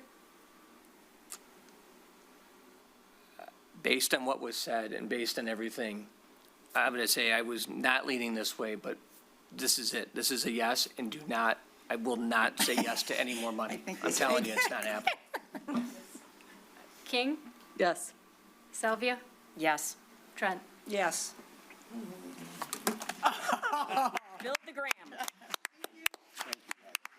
Don't come back Christie unless does there's not extra drink. money, So unless I you know find you're some not going to extra the bar, money. but maybe tonight you go to the bar. Bring on the volunteers to paint the inside. Yeah. Yeah, for sure. Wow. Thank you. I think I have Again, goosebumps we right now. appreciate This the is teamwork over. And the support of you guys, and we won't let you down. Go. Thanks, Sean. All right, what are we doing now? Okay. Linda. This one is Jason Warner. Jason Warner. Actually, Chief's going to talk. Chief, I'm sorry, Chief. Good evening. Thank you, Mayor. Thank you, Pro Yes, Tem Mayor. absolutely. City Council. I'm here tonight to talk about a grant based on the need of a new ladder truck for the fire department. I know you guys have been hearing about it for the last 3 years through Chief Cieslik and then myself during the last budget meeting. It's something that we need. Our current truck is 25 years old. Your normal lifespan is between 20 and 25. When you get outside of that range, you run into the risks of maintenance costs costing more than the actual vehicle and keeping it in service. So at this point in time, there are a number of options. One is with the federal appropriations request through John James' office, where we are going to ask for $1 million to $1.5 million for assistance on that ladder truck. In that request, we have to show a funding source to be able to pay for the difference. And we know the difference. Talking about the numbers, we already know what that number could be. So already having that plan, we know where we're at. The other option would be going for an AFG grant. With the AFG grant, depending on size of your city, your cost is anywhere between 5 and 10%. So price of the ladder truck, if they give us, the cost of it, we'd have to come up with anywhere between 5 and 10%. So my request here tonight is to ask for authorization to seek the grants and make the attempts to try to get those grants at this point in time. I have a question. So on the John James, on the first grant, so you're going to apply for both? Is that We correct? would look at applying for both, yes. Okay. That means, because aren't the trucks about 2.5 million? Roughly in that number, yes. So we would be responsible for $1 million to $1.5 million on the John James grant? Correct. Is that correct? Correct. So if we approve the So that's something we really have to really talk about, because if we approve going for that grant, we are saying that the city would be putting $1.5 million in. Correct. Correct. Yeah. Be careful what you ask for, you might. Councilmember King. Is this or He's gonna just an apply for or? both right But now. like, could they be layered? Could we do the one that's 5? Please come Yes, up, Linda. Please come up. State your name, please. My name is Linda Davis Kirksey. I'm affectionately your grant writer for the city. And we have been talking about where can we find the funding to be able to accomplish this need? The John James requests, every year we have community requests that they will seek. We have to get these in by March 12th. But one of the criteria is that we have to show them, bottom line, there's a sweet spot for appropriations. This is how we do this. Yeah, anywhere, the truck is what, 2.5, yeah, something like that. And generally, with the AFG grant, on the FEMA side, it's 5 to 10%, but depending on our population of what we're committed to provide. Under appropriations, we know that we can't seek 100%. Generally, we budget for funding. Usually, when we tell folks or cities to try to plan, we try to come up with 25% to show whatever, and I adjust the numbers. So, for instance, if we know that the truck is 2.5 million, I'm gonna say that we're gonna commit from the city of Rochester X number of dollars from the budget. It could be 25% of the overall cost that we're setting aside in the budget, so Chief can do that. But I also disclose that we're seeking funding from other sources, such as the AFG program. So it's just looking at the project overall, showing that there's a commitment. For sure, we have to have, for FEMA, we have to have a 5 to 10% match. So the thing of it is we have to decide how that approach is going to be, and he has to know for his budget what he would need to set aside to meet that match. And usually, don't you have to customize, you have to order them out? It's like 4 years down the road, which is extraordinary. It's crazy. It makes it very difficult to budget, to plan for those kinds of things. But the thing that you have on this side of it is that this is obsolete. It's a public safety factor, all of the things that, we put into the grant. So this is getting authorization or permission, of course, to know that you have the budget to be able to meet the match, to cover it either way. It's authorization for us to move forward. And we need the support, that's one of the requirements under the appropriations. We need either community support or resolution from the council that they support us in moving forward with this project. So what would the timing be? Because we're already working on the budget, and this is not something that we've discussed yet for our next budget cycle. So when is the timing on all the? Well, the FEMA grant isn't open yet, okay? Because right now. Well, really, the other ones. The other one. More concerning. Yes, exactly. The timeline I have to do the paperwork has to be in March 12th. And so in this next fiscal year, we would have to have that $1.5 million. Yes. Well, this is No. for 27. Okay, so 27 well, this is, funding. we're doing 27, 26, It 27. wouldn't be, with ladder truck purchases, vehicle purchases, you don't pay until it's completed. Correct. So if we get the money from them and that 100%, so you can use that as a down payment, knowing that when it's completed, we have to come up with the rest of that money. And there's residual value in the truck that we have now. Mayor, There's some residual value in the truck we have now. Mayor Portman. So if we got the grant, but then didn't want to spend the money, the $1.5 million, could we say no to the grant still? Oh, always. Yes, always. That's the key. Always. That's a great question. No, that's- Councilmember Salvia. Treasurer Maggio, what do we have in the revolving equipment fund? Is there any fund set aside for this in the revolving equipment fund?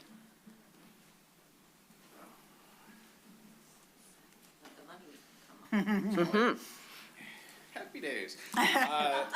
That's a good TV show. I'll give you two answers, a short and then the slightly longer than the short one. Short answer is no. Slightly longer answer is, we made a decision in the budget process years ago that essentially everything above about $150,000 for revolving equipment was gonna be financed, because we just do not have cash funding of the large purchases on the vehicles. We have 3 loans currently with Chief Financial Credit Union. They've been the ones that have been financing the vehicle purchases for those that have been over the roughly $150,000 amount. So when we look at the budget, we were planning on this being a payment, essentially, for the years and financing this. So we were not looking at this because there's just not enough cash. So could we finance it? Let's just say we got somewhat less of the grant. Could we finance the other portion? Yes, yeah, Chief Financial, I've already worked with them. They already have it all set aside, so they're charging whatever the rate is on T-bills for whatever term we want, plus It's a good rate. 2%. Oh, plus 2. Oh, Let me forget finish it. that one. Let me finish that one. Plus 2%. Okay. Plus the 2%. And they have different amounts. You can buy it down the more that you fund down. So you put half of it down, you know, it goes down like a quarter point, somewhere around there. So that is set up. They're set already with that. But then it'd be up to council. I mean, we can always look at general fund cash balance and spend it out of cash fund balance, but it's not in revolving equipment. And neither are any of the other vehicles in the replacement schedule that are, you know, over 150,000. Yeah. Thank you for coming to us with these grants. First off, I don't know, both you guys working together that, because in the past 2 budget cycles, we have talked about this, that the truck is gonna have to be replaced. And we talked about it like we'd be funding the whole $2.5 million. So anything we get in a grant, obviously, is extremely helpful.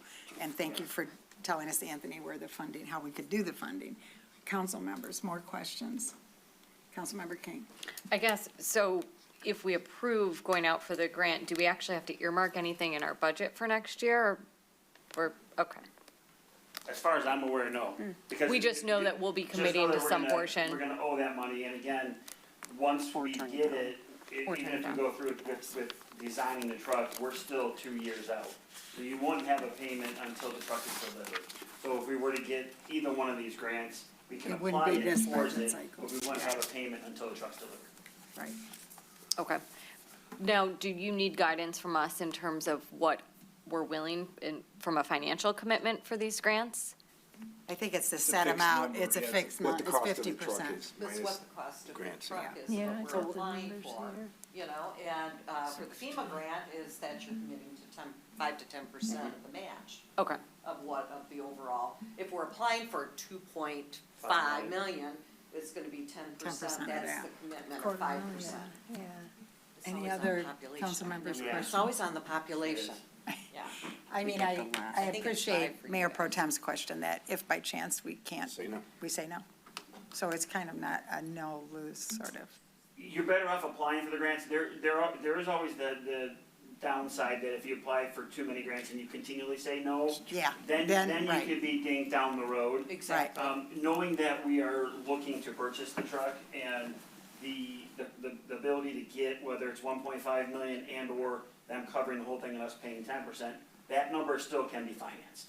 Right. And we've already got that set up. So Right. again, your first payment wouldn't be until the truck is delivered, and then whatever the payment set is from that point on. So you're still looking at about a 2-year timeframe.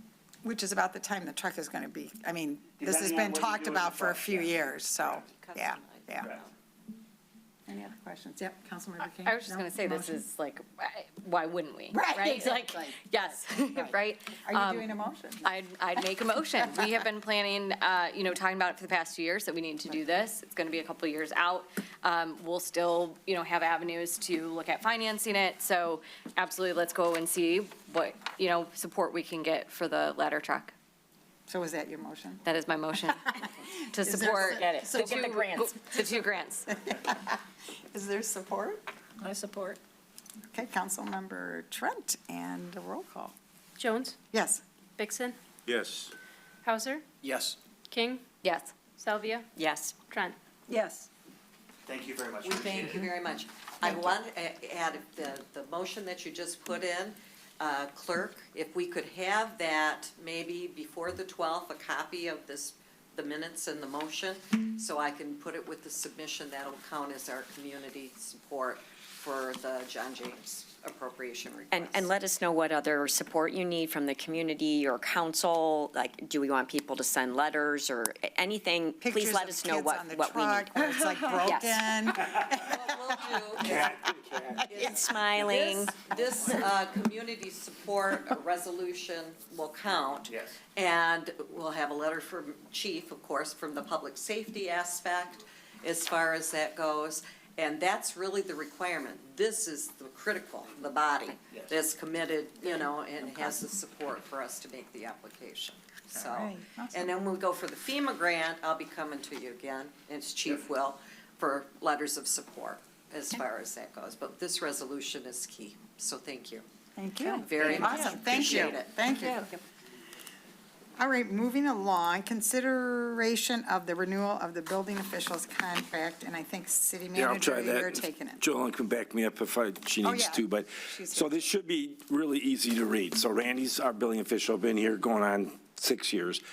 His contract originally was in March, so for all the years when it was a 3-year contract, all the stipulations are in the document, nothing's changed other than the date that it would expire in the contract is March 13th or something like that. So he would be eligible for the 3% that we would give all the other employees, but the contract, the way it was written, was trying to catch up to the end of a budget year, which was June 30th.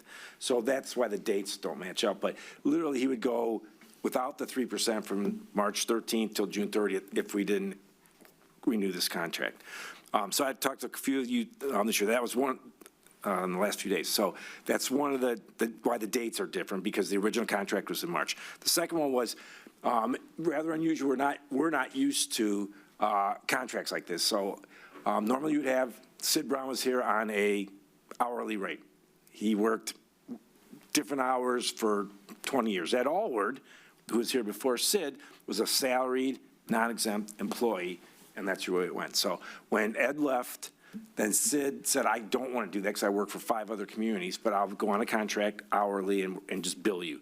So when Sid retired, then it was go to the market, see if we can get a billing official.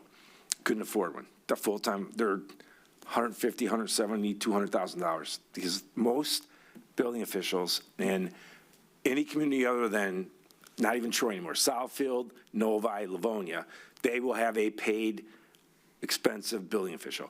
Most communities do what the industry does, which is each inspector, electrical, heating and cooling, plumbing, and HVAC, they all go on a percentage. So when the permit fees come in, they get 60% of the permit fee. The city gets 40%. If it's a year where nobody built anything, those gentlemen, they're all men, unfortunately, make $0. If there's a big year, they make more money based on the work that they do. So Randy came in, negotiated his contract. I'm going to work 3 days a week for a set salary, and then we put this cap.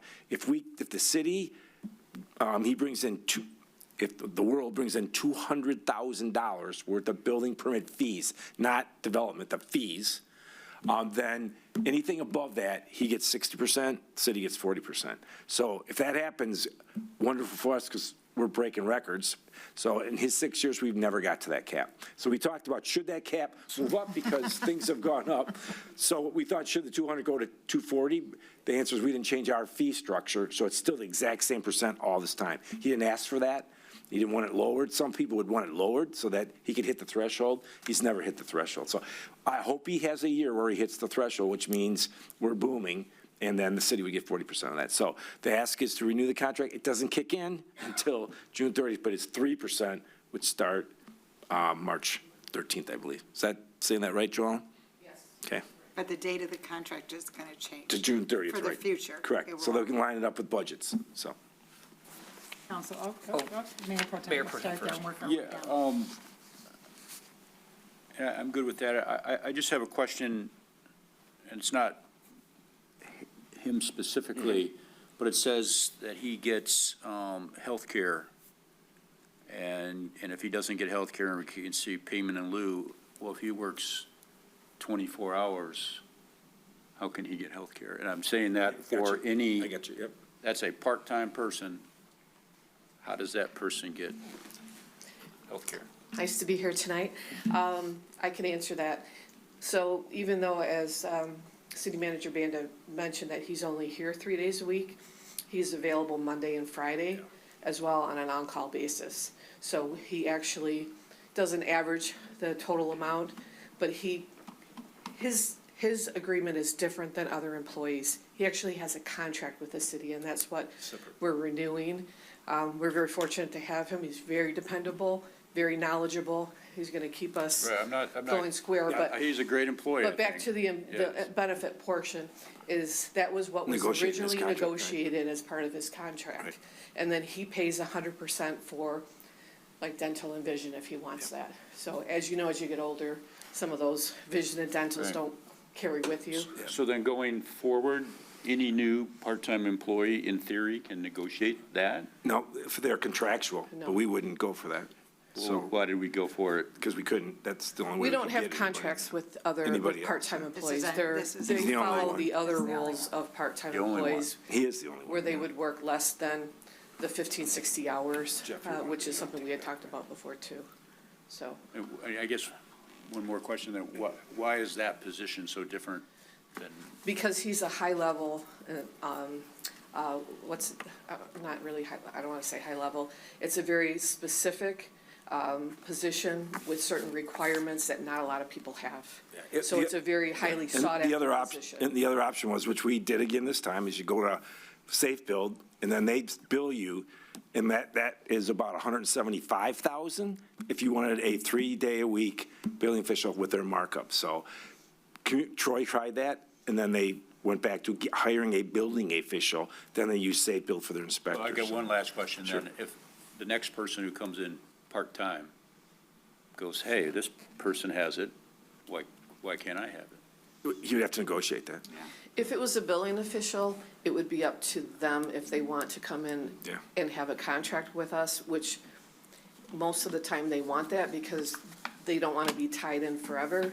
And they will have at least a guaranteed 3 years where they know they're going to get raises. And that's what we're doing for Randy. We're actually excited. I thought we were going to lose him.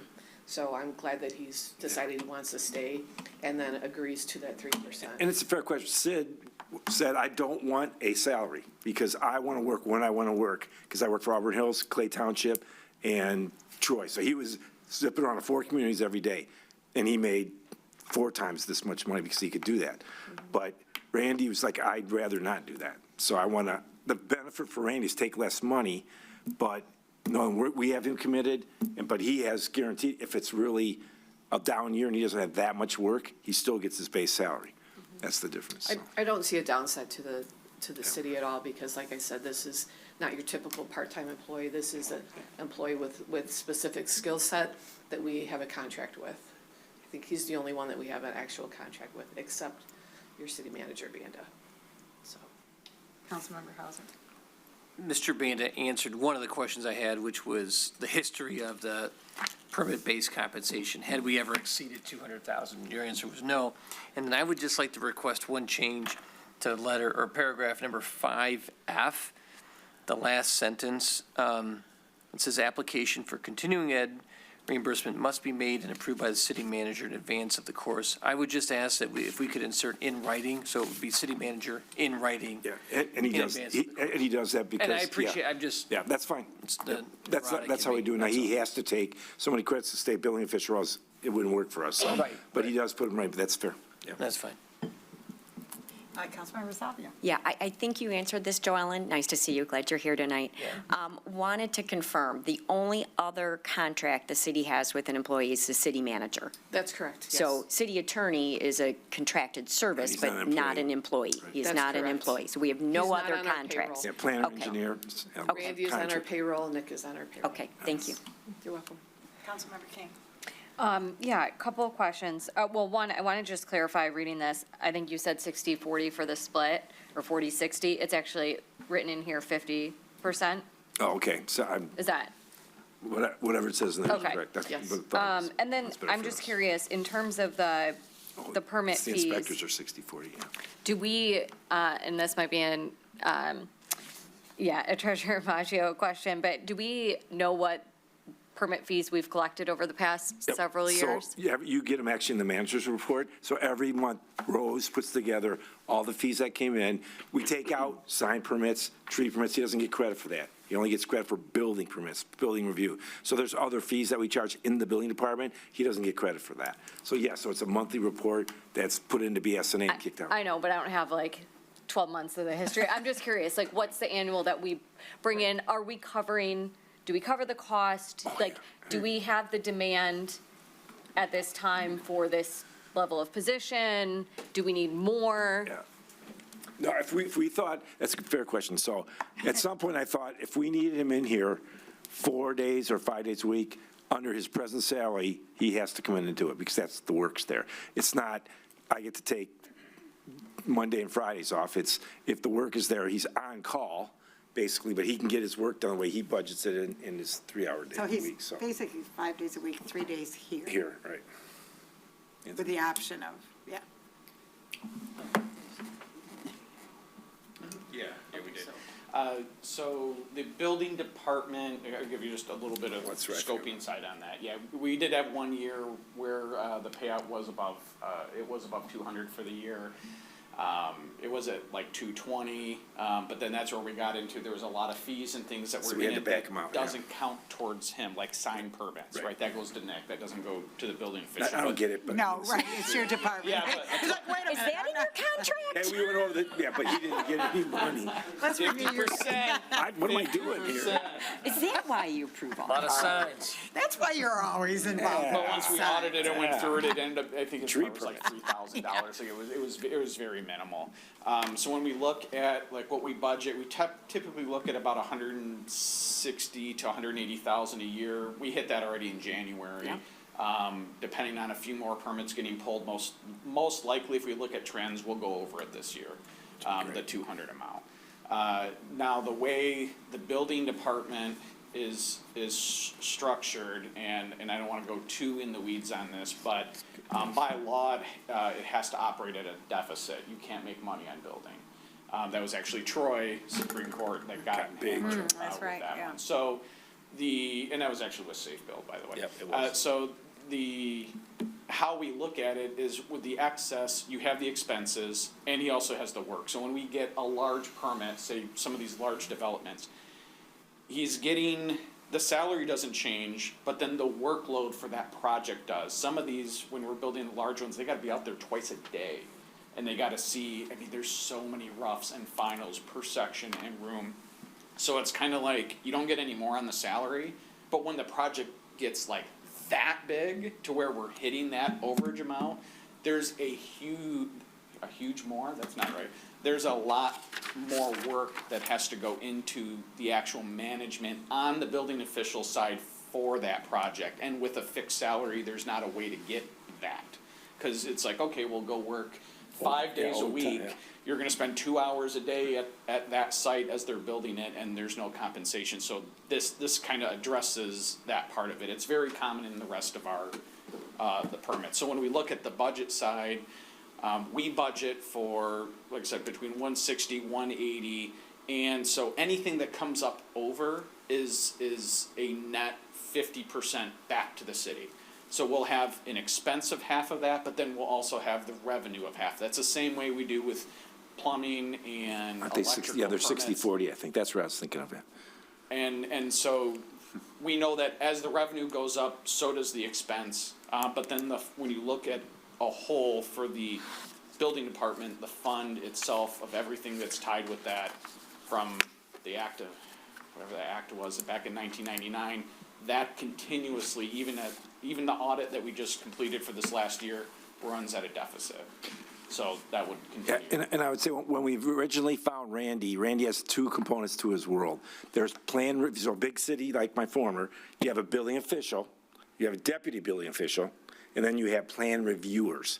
Randy is all three of those. So Randy does the plan review, unless it's a giant project structural, that goes to the structural people. Then the building permit covers that, right? So Randy does plan review and this building inspection. We have separate electrical, plumbing, HVAC, what's the other one, Nick? There's 4 of them, is there? Mechanical. Mechanical, thank you. So those guys are separate contracts that work for Randy that get 60% of the fees that come in. If there's no work, they don't make any money. So he's a building plan reviewer also under this salary. He doesn't get to charge extra for that. So other communities pay a separate person to do that. So that's why we hired Randy when we did. Any other questions, council? No, I'll make Councilmember a, Hauser? I was just saying, I'll make a motion to approve the contract as written, subject to the edits that I had mentioned. Okay. Support. Councilmember Hauser, and motion, support Support. by Councilmember Salvia. Roll call. Jones? Yes. Dixon? Yes. Hauser? Yes. King? Yes. Sylvia? Yes. Trent? Yes. And I know you're all going to sign up for building official school because I gotta tell you what. I'm watching heads here. Stuart's like, I could do that. I had my builders like That looks good over there. Yeah, that doesn't look good. Yeah. Yeah. Little pain over there. Yeah. That's probably my favorite call, when someone will come in and say, hey, I need this, this, and this, and I can tell they're from Rochester or New York. So I'll say, you know what? You don't need an inspection for that. Then, of course, I say, I think you're in the wrong state, but it's fun doing that. All right, receiving reports from the various boards and commission. The cemetery committee, Councilmember Salvia. Yes, so the committee met at City Hall on February 7th. Our next meeting is March 10th at 2 p.m. The committee did discuss where the America 250, Daughters of the American Revolution marker will be placed in the cemetery. There is an event. It's May 16th at 3 p.m. So this is a very special patriotic marker.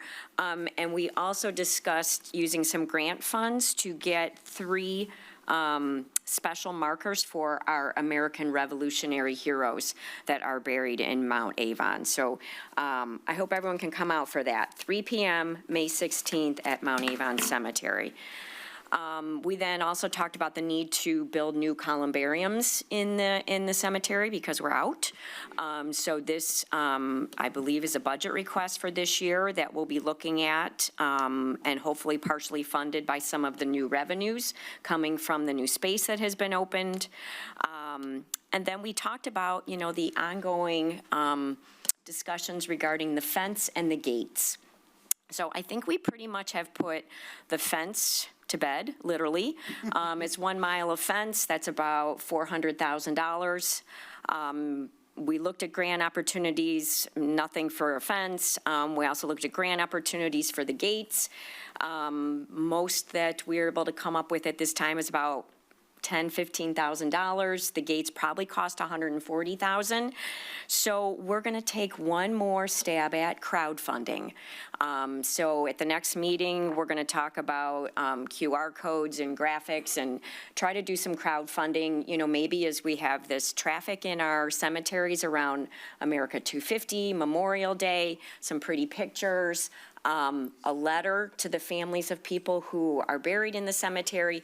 Maybe we can crowdfund and get some beautification in our cemetery. Yep. You have a question? Yeah. I thought they're applying for a grant for the gate? We did, and but they'll only cover like $10,000, $15,000. Oh, that's what you said. I didn't Yeah. understand that. We tried. Okay. And we're going to keep trying. Yeah, Maybe there's yeah. another grant, maybe I there's gotcha. something, but I got it. we're going to have to crowdfund it. Okay. Okay, report from City Beautiful. Councilmember Clauser's not here, so city Yeah, I manager. was just going to say I was there, Yep, so let's see what yep. we did here. We did, so we brought in, it was really cool, actually. So I'm a Bird birder. I think a lot City, more yeah. people are birders than they admit to. State of Michigan is one of the greatest states to be a birder in. So we had a young lady come in, a woman come in from Bird City, USA. It's kind of like Tree City Arbor, the Arbor Day Foundation. So they run a whole organization that there's only 8 registered bird cities in the United States right now. It's probably 3 or 4 years old, and they're really gaining speed. Oakland County was the first one to become, the whole county is a bird city. So it's kind of like the Monarch Champion city commitment. It's like the Arbor Day Foundation to be a Tree City USA. You have to go through and prove all this stuff. Janine that was here, said she'd work with me to apply for this. designation. So there's 35 points, you have to get 13 of them. We probably have 20 of them already, so between her and I think we have it written already. She's doing the bulk of the work, and I just tweaked it last weekend, and then we're gonna apply for that. It's $250 a year, but for the first 2 years, they give you your money back, and it's beautiful signs, education, all kinds of stuff. So what a perfect tag for us to be able to say we are now a bird city also. So we had a great presentation from the director of that at the meeting. It was great. And then the Eagle Scout came in and we talked about the next steps in him building nature's megaphone, which will be in the wet meadows here in the park. So he needed $2,300 to finish, to do it right, because we wanted it made out of Trex, so we don't have any maintenance on it. It'll be perfect. So Bob Blumendale helped hook him up with Upton, Dylan and Upton, and those folks got really good prices. And then I was able to get him, we need him, and he acknowledged in his Eagle Scout commitment is he has to learn some things from this, right? It's not just build the project, he has to manage the project. He has to learn how to raise funds. So he committed to raising $1,000 between a pancake breakfast and a bottle drive, I believe. And then we found him a sponsor for $1,300 that would pay for the rest, because it's going to benefit their community that they're building, to be able to come and use that. So it was great. So I just signed the document before the meeting. So he's ready to go, and we had that discussion. We'll start March 14th, I believe. He's got a whole team of people to build it. He's got a sponsor from his Eagle Scout in that guy's garage. They're going to lathe all the stuff. It's a really cool project, so we'll get really good press for that, and it's great for this young man. And then Colin and I always just give him what's going on with the benches and where we're at in the park and where we're at with all the tot lot situation and the timetable for the skate park, et cetera. So that was it. And then, we set Arbor Day. We gave them the update that the tree committee committed to Arbor Day was April 22nd, 2026. They partner with us on that, so they're going to help us get volunteers for that day. That's it. And I'm going to have, Salvia's going to talk about tree committee, and one more from this. Report from Asset Committee, Councilmember Hauser? That would be me, yes. So we had a meeting on February 12th, discussed several various issues. One of them would be the 2026 road projects. This has been a challenging winter, and obviously that challenging winter, it makes it much harder on our local roads. So Pothole season is coming. yeah, pothole season is coming, yeah. So staff is going to review with recommendations in the spring after the thaw. I think we all received, or some of us received, an email from some residents about some local roads in front of them. So anything that I've gotten, I've forwarded over to Mr. Schaefer. Discussing road work in Great Oaks, road work on Runyon, and then a tri-county project funded by the Oakland County Road Commission, Oakland County, and city, adding a lane at the Runyon and DeQuinder corner there. There was a robust discussion on the safety crossing, which is on Runyon there, west of DeQuinder. It's a request from Stony Point North subdivision there. And the current situation, if you're familiar with that, there's a crosswalk, kind of maybe, I want to say maybe a quarter mile, maybe 400 meters. Mile, isn't it? Yeah, It's a quarter mile both ways, yeah. From the intersection. And there's been an ask to address it, meaning lights and TIA traffic control. The safety recommendation, frankly, is to remove the current sidewalks and either use the actual crossing at DeQuinder or move that crosswalk, that crossing 200 feet west for safety, which would be a more narrow point. And my understanding is the administration is going to be discussing those options with the members of the HOA. We discussed parking lot maintenance, Lot 14, the Mitzelfeld lot, and then we received an update, project update from Mr. Jason Warner. The bridge over on the Paint Creek Trail is on schedule.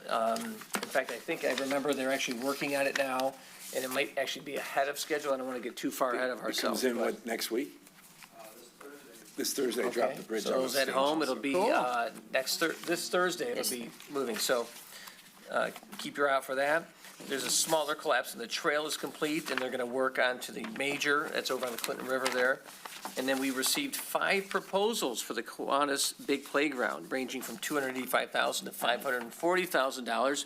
I'll defer to Councilperson King if she wants to add anything to that, but those were discussed. And then finally, the buildings. We reviewed some preliminary numbers and concepts around the use of City Hall. the police department, the community house. Those will be discussed further at the budget meeting, which is this Saturday, February 28th, at the police station from 9 with a hard stop at 12, I understand. Fire station. Awesome. Yeah, fire station, is that what I said? You said police. Police station, no, fire station. We're Still all a hard gonna go to stop at police. 12. You guys go to fire, we'll be good. Report from the tree committee, Councilmember Salvi. Yes, Tree Committee, February 12th. We have a tree fund balance of $26,732. There are no restrictions. That means we can plant trees with all of those funds.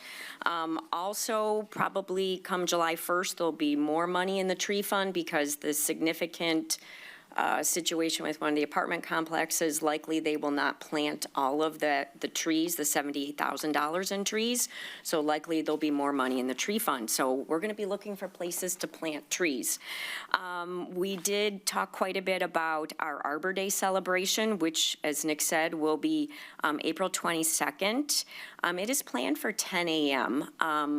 This is an audible, but Nick, is there any thought to move it a little later in the day? Like, how can we get school kids there at 10 a.m.? Like, It worked before. They wanted to do that at recess, so they're the ones who picked 10 before. Okay. To be honest with you. So it worked for the third graders, so, but all right, then we'll stick with it. and that's why it was there. I'm looking for a second, third grade class to come join us because we got to have the fire hose and The water. the water. It'll be great. But really, honestly, I think for me, the really exciting part is City Clerk O'Connor joined us. And she had a great idea to bring both recognition to her and the 3 clerks that have served the city of Rochester as part of her retirement, or as I like to call it, graduation, because she's graduating, is to tie it into America 250 and recognize clerks. Because if you think about it, when we celebrate America's birthday, we're celebrating the Declaration of Independence, which we would not have without the clerk. And do you know the name Timothy Matlock? Well, he happens to be the guy that wrote down the Declaration of Independence. We all think Benjamin Franklin, we think Thomas Jefferson. So Leanne had the idea to plant the Quill Grove in honor of the 3 clerks. And so we will recognize Leanne and just have a nice tree planting. We talked about locations for the trees, so maybe 3 trees. Somewhere in city property. Might even before, we might do one for the big clerk, the Right. quill, they did the quill, and then the 3 clerks for Rochester. So we'll make a little grove, 2 on each side of the sidewalk up here. I love it. Yep. So we have invited the Daughters of the American Revolution as well. So excited about that. And then Councilmember Trent brought a list of replacement native plants for the standard developer list of plants. And so city administration is taking a look at that, and we'll go back and forth and probably with a goal to publish that and give some education to our developers and architects. And then we talked about in the future, adding a sustainability committee, maybe a separate committee, but there'd be a lot of combined membership, so maybe we would meet back to back. And then we talked about Bird City, which I think is exciting. And by the way, the library had an article about birding, so it's the theme. Everyone's into birding right now because it's cold. And then that's it. Thank you. Wow, that's a very full, good report. Excellent. Yes. Pan Creek Trailways Commission, Councilmember King. Unfortunately, both Marilyn and I, Okay. Chris alternate, were not able to be there in attendance. So we will have an update after the next meeting. Next month, okay, we'll move along. Working on the trail. The DDA is me. Basically, we did a lot of what we did, so I might just move along. Anything else I want to add to that? No, okay. Oh, we did talk about the platforms. Yeah, Yeah. yes. So can I say that, is Yeah. Paul still here? No. So, just so you know how we all think, so they came in standard, let's do the platforms again. They called all the participants, they all, of course, want their platforms back. And I was accused of baiting and switching here, but I didn't. Paul Haig said, okay, so when we start doing this? Well, we built those platforms, the DDA paid for those, and now, since then, have paid for the loss of revenue for each meter for that space. Why did we do that? It was COVID, because they could not go in the buildings. So we wanted, Christie came up with this great idea, help the businesses. So at this point, Paul's like, So let me get it right here. They get extra space, extra tables. They keep the money and we pay for their parking spot? So, same thing, everybody did a kind of a, So we're going back to the business owner saying, I think we're gonna charge you for the $10 a day for those spaces because you're making the money on the table. So, Good. before they make a decision, they want them or not, so to share in that cost. So, I think that was outstanding from Paul to say that, and everybody else was like, yeah, we should talk to him. So Christie and I are gonna talk to him and see, you don't have to have a platform if you don't want, we'll sell them. But if you want one, you should pay for the Pay park, for because it, that's yeah. $13,000 the DDA's paying that they could put into the grant, quite frankly, so. One other thing just to add, so our meeting was last Wednesday, so it was February 18th, and Foodie February is going on. They already had 1,100 receipts that are Turn in it right. like hugely different than last year. So that's already, they're doing more this year. There's QR codes, there's things at every register at the different restaurants. There's buttons that the waiter or wait person can wear, that this is Foodie February. So everybody turn in your receipts. She said they'll even take a credit card. Like you can just take a picture of where it's on your credit card if you can get your receipt. So Foodie February is going on. Okay. Everyone's got something. What? Yeah. Yeah, Just sorry. a quick Yes. question. Are they talking about the social district again? Oh, Oh, yeah, we did. I'm trying to skip that, but I we. guess we totally, yeah. So Chief George came, did an awesome presentation, which he will make in front of this board. And I said I'll stay out of it, so. So he did a great job. They are in support, and they want to move forward with the district. There's still some questions to be answered. There's a bunch of different ways. So Chief George has become an expert on it, so he will come to this board. And with that, they're going to be the sponsor to say, we would like the council to consider this in the next couple of months. Yeah, so there was, yeah, he did a lot of research, he went to did. other communities, Okay, and good. the way you draw the lines, and the decisions you make, and the timing and all that, he'll bring all that detail, so thank you, Councilmember Trot, for bringing that up. Budget and Finance Committee, Mayor Pro Tem? Yes, so we had a meeting last Friday. We're getting ready for our big budget meeting this Saturday at the Fire Hall. We talked about, council people have a few things that they want to put forth to the council, so we're going to do that, and we talked to the staff about that. And then also, we're going to have some presentation, I think, from the police chief on some of the issues that we had questions on. I think we're going to have a presentation from Anthony on both AI after the meeting, but also on Headley, and, you know, where that puts us and things like that. And then also just that I think we're going to, the expectation for Saturday is that we're going to kind of have head nods on a lot of the stuff administration puts that, yes, we'd like them to go and research it more and, you know, give us numbers or, you know, or not. So that's kind of what the goal of the meeting on Saturday is. So that's what we talked about. And the Saturday meeting is open to the public. Is it So- at 8 or 9? 9 to 12. 9 to 12, I thought. 9 to 12, yeah. And then if you want to stay after, Anthony's going to discuss AI. So it's your choice. Yes. So Councilmember just a reminder, we're going to have Zoom available? Yes. Okay, great, yeah. I planned our vacations around the old budget schedule, so, and if there's any hard copies, I don't know if they would be available before. I'll see, I'll talk to, Marcy's and if out of not, state, I'll if have you my want, laptop, yeah. which is fine. We'll get you one later. Okay. Is there any other public comment? Here, Leanne, are you still there? There are no callers. There are no callers, okay. So this officially, I adjourn this meeting Go to- to wait. go We to, go to I need, comments. wait a minute, I need, Comments from everybody before we close? oh, yeah, before we do the motion to adjourn. Okay, here we go. Do you have anything? Megan, do you have anything? Sorry. I'm good. I'm so excited about having done this, because I've never done this before. Sorry. Nothing. City Attorney, no?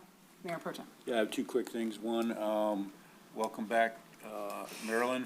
She made it back from Mexico before Yeah. Mexico disintegrated, so welcome back. Thank you. And then also, we all watched the hockey game, and I just want everyone to know that Dylan Larkin, who was on the ice when the goal was scored, was a graduate of Waterford Mott High School and was a student of mine and was a very nice person. Oh, that's awesome. So I will take a little one millionth of a credit of the gold medal. Nice. And a Michigan man. And a Michigan man Yeah. as well. He would have gone to Michigan if he didn't get drafted first by the Red Wings.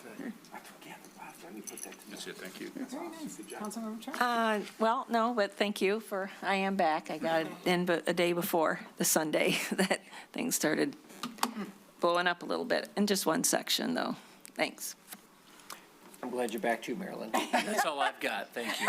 A lot of people were like, where's Thank you. Nothing else to add. Councilmember King? Since Christian teed it up, in regards to the park plans, we unfortunately won't have proposals for you at the budget meeting on Saturday. We have one more proposal we're expecting, I think, on March 2nd. So then we're going to meet that week, hopefully, to go through them.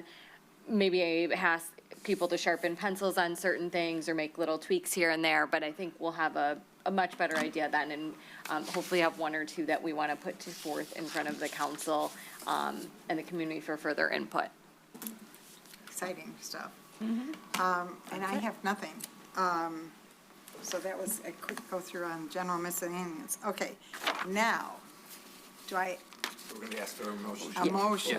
Yeah. to I'll go make to a motion to go into closed session with no intent to return. Support. Roll call. Jones? Yes. Vixen? Yes. Hauser? Yes. King? Yes. Salvia? Yes. Trent? Yes. Now I adjourn. 5 minute break. 5-minute break. Clear the room. Meeting is adjourned, 5-minute break.